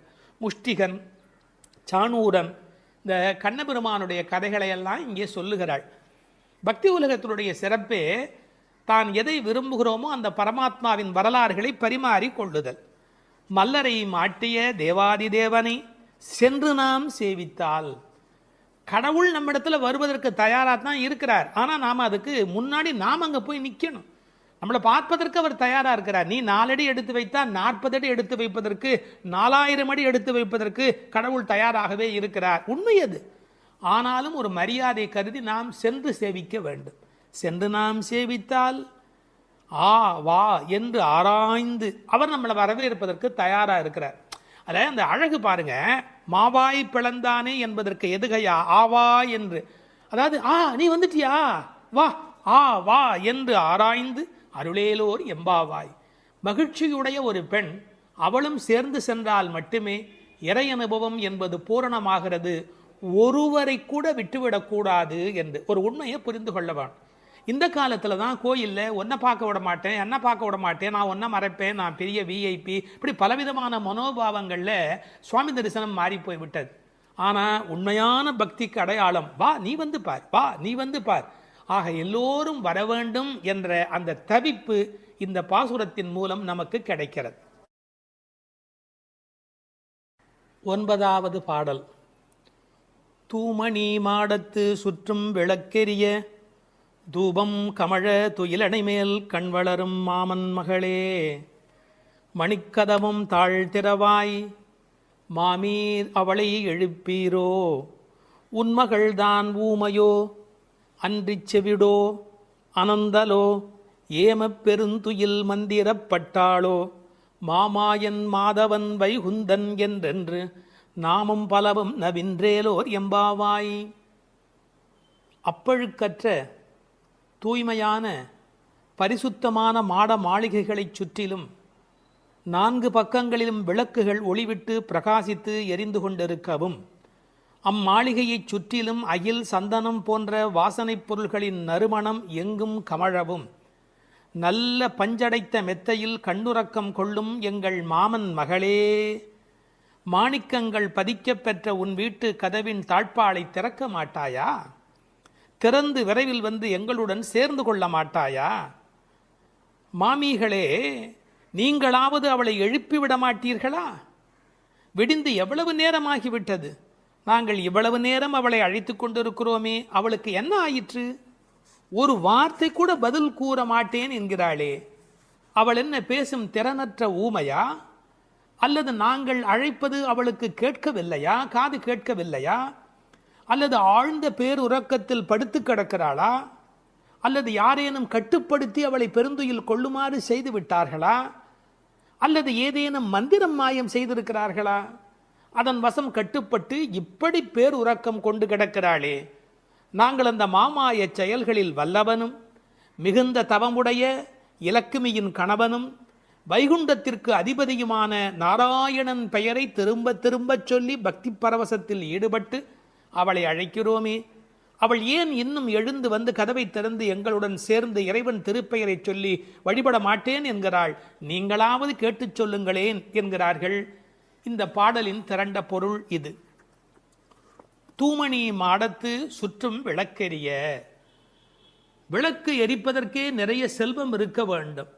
இது சீர்மல்கும் ஆய்பாடி செல்வச் சிறுமியர்கள் வாழுகிற இடம். அந்த வீட்டினுடைய அமைப்பு எப்படி இருக்கிறது? தூய்மையான ரத்தின மணிகள் அப்படியே பதிந்து வைத்திருக்கிறார்கள். ஒரு குறிப்பு எழுதுகிறார்கள், அரசர்கள் அந்தப்புறத்திற்கு சிறந்த மணியை கொண்டு அற்புதமான கட்டடத்தை அமைப்பார்களாம். அங்கு வேண்டாம் என்று ஒதுக்கப்பட்ட கற்களை கொண்டுதான் அரண்மனையையே கட்டுவார்களாம். இது துவளில் மண்டபம், அது தூமணி மாடம் என்று அதற்கு ஒரு விளக்கம் சொல்கிறார்கள். ஆக இழைத்து இழைத்து தூய்மையான மணியினை கொண்டு வந்து கட்டியிருக்கிறார்கள். அது ரத்தின மணி. இந்த பெண் எழுந்திருந்திருக்க வேண்டும், எழுந்திருக்கவில்லை. ஒரு வித்தியாசம் இருக்கிறது. ஒரு குடும்பம் விழிப்பதற்கு முன்பு விழிக்க வேண்டியவள் அந்த வீட்டில் இருக்கிற பெண். ஏனென்றால் ஆண் எழுந்தால் அவனை மட்டும்தான் சுத்தம் செய்து கொள்கிறார். பெண் எழுந்தால் அந்த வீடே சுத்தமாகிறது என்று ஒரு பொன்மொழி சொல்வார்கள். எனவே ஒரு பெண்ணாகி இருக்கிறவள் இப்படி உறங்கிக் கொண்டிருக்கலாமா? தூமணி மாடத்து சுற்றும் விளக்கெரிய. 4 புறங்களிலும் நல்ல விளக்கு எரிந்து கொண்டிருக்கிறது. அது மட்டுமல்ல, அகில் சந்தனம் போன்ற நறுமண புகை வீசுகிறது. தூபம் கமழ, செல்வச் செழிப்பு. துயிலணை மேல் கண் வளரும். அது தூங்குவதற்காகவே அமைக்கப்பட்டிருக்கிற ஒரு பெரிய மெத்தை. அதாவது அந்த மெத்தையை பார்த்தாலேயே வா வா வா வந்து படு என்று அழைப்பதை போல 5 விதமான சிறப்புகள் அமைந்திருக்கக்கூடிய பஞ்சனை அது. அதில் அழகு இருக்கிறது, மென்மை இருக்கிறது, குளிர்ச்சி இருக்கிறது, சுகம் இருக்கிறது. அப்படிப்பட்ட அருமையான அந்த பஞ்சனையின் மீது அவள் படுத்திருக்கிறாள். தமிழிலே தூங்குகிறார்கள் என்று சொல்ல மாட்டார்கள், கண்வளராய் என்று சொல்வார்கள், மங்களம் கருதி. ஏன்னால் தூங்கிவிட்டார் என்றால் அமங்கலமாகிவிடுமே என்பதற்காக கண்வளராய் என்று சொல்லை பயன்படுத்துவது வழக்கம். சின்ன வயதிலிருந்து குழந்தை கண் வளருது என்று ஒரு வார்த்தை சொல்வார்கள். அதில் ஒரு விஞ்ஞான குறிப்பே இருக்கிறது. உண்மையிலேயே கர்ப்பத்தில் குழந்தை தூங்குவதால் தான் வளருகிறது. அது ஒரு 10 மாத காலம் தாயின் கர்ப்பத்தில் கண் திறக்காது. கண் திறந்து விட்டால் ஊமை, அது விதவிதமான குறைபாடு உடைய ஊனமான குழந்தையாக வந்து பிறக்கும் என்று விஞ்ஞான குறிப்பு இருக்கிறது. அந்த குழந்தை கண்களை மூடிக்கொண்டு தூங்கிக் கொண்டே இருக்கும். அதில் என்ன ஆச்சரியம் என்று கேட்டால், அப்போதான் அது வளருகிறது. ஒரு புள்ளியிலிருந்து ஒரு குழந்தையாக முழுமையாக வளருகிறது. அந்த கண் வளருதல் என்பதிலே தூங்கும் போது வளர்ச்சி நிகழ்கிறது என்கின்ற ஒரு குறிப்பு இருக்கிறது. மனிதனுக்கு கூட தூக்கம் அவசியம். ஏன்னா உடம்பில் இருக்கிற செல்கள் தங்களை புதுப்பித்துக் கொள்வதற்கு மனிதன் தூங்க வேண்டி இருக்கிறது. அடுத்து உறவு சொல்லி அழைக்கிறாள். மாமன் மகளே. இவள் அந்தணகுல பெண் என்றாலும் ஆயர் குலமகளாக ஆகும் விருப்பத்தின் காரணமாக ஒரு சம்பந்தத்தை ஏற்படுத்தி கொள்கிறாளாம். இதை உரையாசிரியர்கள் எழுதும்போது ஒரு அழகான வாக்கியமாக குறிப்பிடுகிறார்கள். திருவாய்ப்பாடியிலே ஒரு பிரகிருதி சம்பந்தம் தனக்கு உஜ்ஜீவன ஹேதுவாக ஆண்டாள் ஆசைப்பட்டபடி, அழகிய மணவாளப் பெருமாள் நாயனாருடைய வியாக்கியானத்திலே, திருவாய்ப்பாடியிலே ஒரு பிரகிருதி சம்பந்தம் தனக்கு உஜ்ஜீவன ஹேதுவாக ஆண்டாள் ஆசைப்பட்டபடி மாமன் மகளே என்று உறவு சொல்லி அவள் அழைக்கிறாள். மணிக்கதவம் தாழ்த்திரவாய். அது உள்ளிருப்பது வெளியே தெரியும்படி அமைக்கப்பட்டிருக்கிற ஒரு வீடு. அவள் எப்படி தூங்குகிறாள் என்பது கூட வெளியே தெரிகிறது. அந்த கட்டில், அந்த மெத்தை, அந்த விளக்கு எரிகிறது. இந்த பாடலே மிக ரசமான ஒரு பாடல். திருப்பாவையில் 30 பாட்டு அழகு என்று சொன்னால், இந்த பாட்டுக்கு என்று தனியான ஒரு ரசனை உலகத்தில் தனியான ஒரு கூட்டமே உண்டு. மணிக்கதவம் தாழ்த்திரவாய், நீ வந்து திற. ஏன்னா எழுந்து வந்து திறக்கிற போது நாங்களா திறந்து கொண்டு உள்ள வந்தால் அது மரியாதையாக இருக்காது ஒரு வீட்டுக்குள்ளே. நீ வந்து திற. ஆனால் அவள் அசைவதாக தெரியவில்லை. அவளுடைய அம்மா எழுந்து விட்டாள். அவள் மற்ற வேலைகள் பார்த்து கொண்டிருக்கிறாள். அதனால உறவு சொல்லி அவளை அழைக்கிறார்கள். மாமீர், அவளை எழுப்பீரோ? நீங்கள் அவளை எழுப்பிவிடக்கூடாதா? அப்படி தூங்கி கொண்டிருக்கிறாளே. உன் மகள்தான் தன்னுடைய தோழியினுடைய தாயை பார்த்து சொல்கிறாள், உன் மகள்தான் ஊமையோ அன்றி செவிடோ. என்ன பொருள் தெரியுமா? பேச்சு வராதவர்கள் என்று பொருள் அல்ல. ஊமை என்ற சொல்லுக்கு இறை நாமம் சொல்லாதவர் என்று பொருள் என்று எழுதுகிறார். இறைவனுடைய நாமத்தை சொல்ல வேண்டிய சந்தர்ப்பத்தில் சொல்லவில்லை என்றால் பிறகு நாக்கிருந்து என்ன பையன்? பேசாத நாளெல்லாம் பிறவா நாளே என்பார்கள் அல்லவா?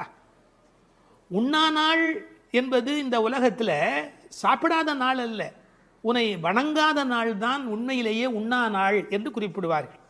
ஊமையோ அன்றி செவிடோ. ஏன்னா இறைவன் புகழ் கேளாத செவியென்ன செவியே என்று சிலப்பதிகாரம் பேசும். இந்த பெருமானுடைய புகழை நாங்கள் சொல்லுகிறோம், அவள் காதிருந்தும் கேட்கவில்லையே. நேற்று வரை நன்றாக பேசினாளே, இன்று என்ன ஊமையாகிவிட்டாளா? அழைப்பு அவள் காதில் போய் விழவில்லையா? அல்லது இரண்டுமே அவளுக்கு இணைந்து விட்டதா? சோம்பல் வயப்பட்டாளா? யாரேனும் மந்திரம் மாயம் செய்து விட்டார்களா? என்ன நடந்து விட்டது? ஊமையோ அன்றி செவிடோ. மாமாயன் மாதவன் வைகுந்தன் என்றென்று நாமும் பலவும் நவின்றேலோர் எம்பாவாய். ஏன்னா மந்திர துயில் பட்டாளே. இப்படி அவள் பிடிவாதமான ஒரு தூக்கத்தில் போய் மாட்டிக்கொண்டு இருக்கிறாளே. நாங்கள் அழைக்கிறோம். எதை சொல்லி அழைக்கிறோம்? மாமாயன், மகா மாயையில் வல்லவனாகிய பெருமான். மாதவன் நம்முடைய சாதாரண தவம் அல்ல, எல்லா தவங்களுக்கும் அப்பாற்பட்ட பெரும்பொருள். அந்த தவத்தால் அடைய வேண்டியவன் கருணையினால் தானாகவே நம்மிடத்தில் வருவதால் அவன் மாதவன். வைகுந்தத்தில் இருக்கிறவன் என்றாலும் கருணை காரணமாக ஒவ்வொரு கோயிலிலும் அர்ச்சாவதாரத்தில் எழுந்தருளி இருக்கின்றவன். வைகுண்டபதி என்றாலும் இந்த பூமிக்கு கிடைக்கிறவன். வைகுந்தன் என்றென்று நாமும் பலவும் நவின்று. உண்மையிலேயே திருப்பாவையினுடைய நோக்கமே இறைவனுடைய நாமத்தை பல வகையில் சொல்வது. இறைவனுடைய நாமத்துக்கு மிகுந்த சக்தி அதிகம். கட்டிப்பொன் போலே அவன், பணிப்பொன் போலே திருநாமம் என்று உரை எழுதுவார்கள். அதாவது தங்கத்தில் ஒரு பெரிய கட்டி இருந்தால் கூட அதை வைத்துக்கொண்டு என்ன பண்ணுவது? ஆனால் பணிக்கப்பட்ட பொன், வளைக்கப்பட்ட பொன்னாக இருந்தால் அது பல சமயத்தில் ஆபத்துக்கு உதவும். ஒரு மோதிரமாக இருந்தால் அடகு கடையில் வைத்து கூட ஒரு ஆபத்திலேருந்து வெளியில் வரலாம். இறைவன் வைகுந்தத்திலே இருக்கிறான் என்று சொன்னால் கட்டிப்பொன் போலே, ஆனால் பணிப்பொன் போலே அவனுடைய திருநாமம், நாமம் பலவும். இன்னும் கூட நிறைய விளக்கங்கள் சொல்வார்கள். இறைவனுடைய நாமம் இறைவனை விட செல்வாக்கு உடையது என்று. ஒரு வங்கிக்கு போகிறோம், செக்கில் கையெழுத்து போட்டு கொடுத்தா நம்ம கையெழுத்துக்கு தான் அதிக பலம் இருக்குமே ஒழிய நாமே போய் நின்று கொண்டு பணம் கொடுன்னு கேட்டால் கூட கொடுக்கறதுக்கு யோசிப்பா. எப்படி கொடுப்பார்கள்? கையெழுத்துக்கு அவ்வளோ பெரிய சக்தி இருக்கிறது. அதுபோல் நாமும் இறைவனை காட்டிலும் வலிமை உடையது என்று ஒரு குறிப்பு சொல்வார்கள். ஒரு சின்ன வரலாறு. காஞ்சி மகா சுவாமிகள் உடல்நல குறைவு மாதிரி ஜுரத்தில் இருக்கிறார்கள். மருத்துவர் வர சொன்னார்கள். அவர் உடனே மருந்தெல்லாம் கொடுக்க வேண்டி இருக்குமோ என்ற எண்ணத்தில் அவர் வந்தார். உன்னை யார் இப்படிலாம் வர சொன்னா? நீ உட்கார், நான் இப்போ என்னுடைய டெம்பரேச்சர் எடுத்துக்கோ, விஷ்ணு சஹஸ்ரநாமம் சொல்ல போகிறேன், சொல்லி முடிச்சதுக்கப்புறம் டெம்பரேச்சர் எப்படி இருக்கு பார் அப்படின்னு சொல்லிட்டு விஷ்ணு சஹஸ்ரநாமம் சொல்லுவதற்கு முன்பு ஜுரம் இருந்தது. சொல்லி முடித்த பிறகு ஜுரம் இல்லவே இல்லை. உன்னை எதுக்கு தெரியுமா கூப்பிட்டேன்? மருந்து கொடுத்து தான் இதை காப்பாற்றணுங்கிறது இல்லை.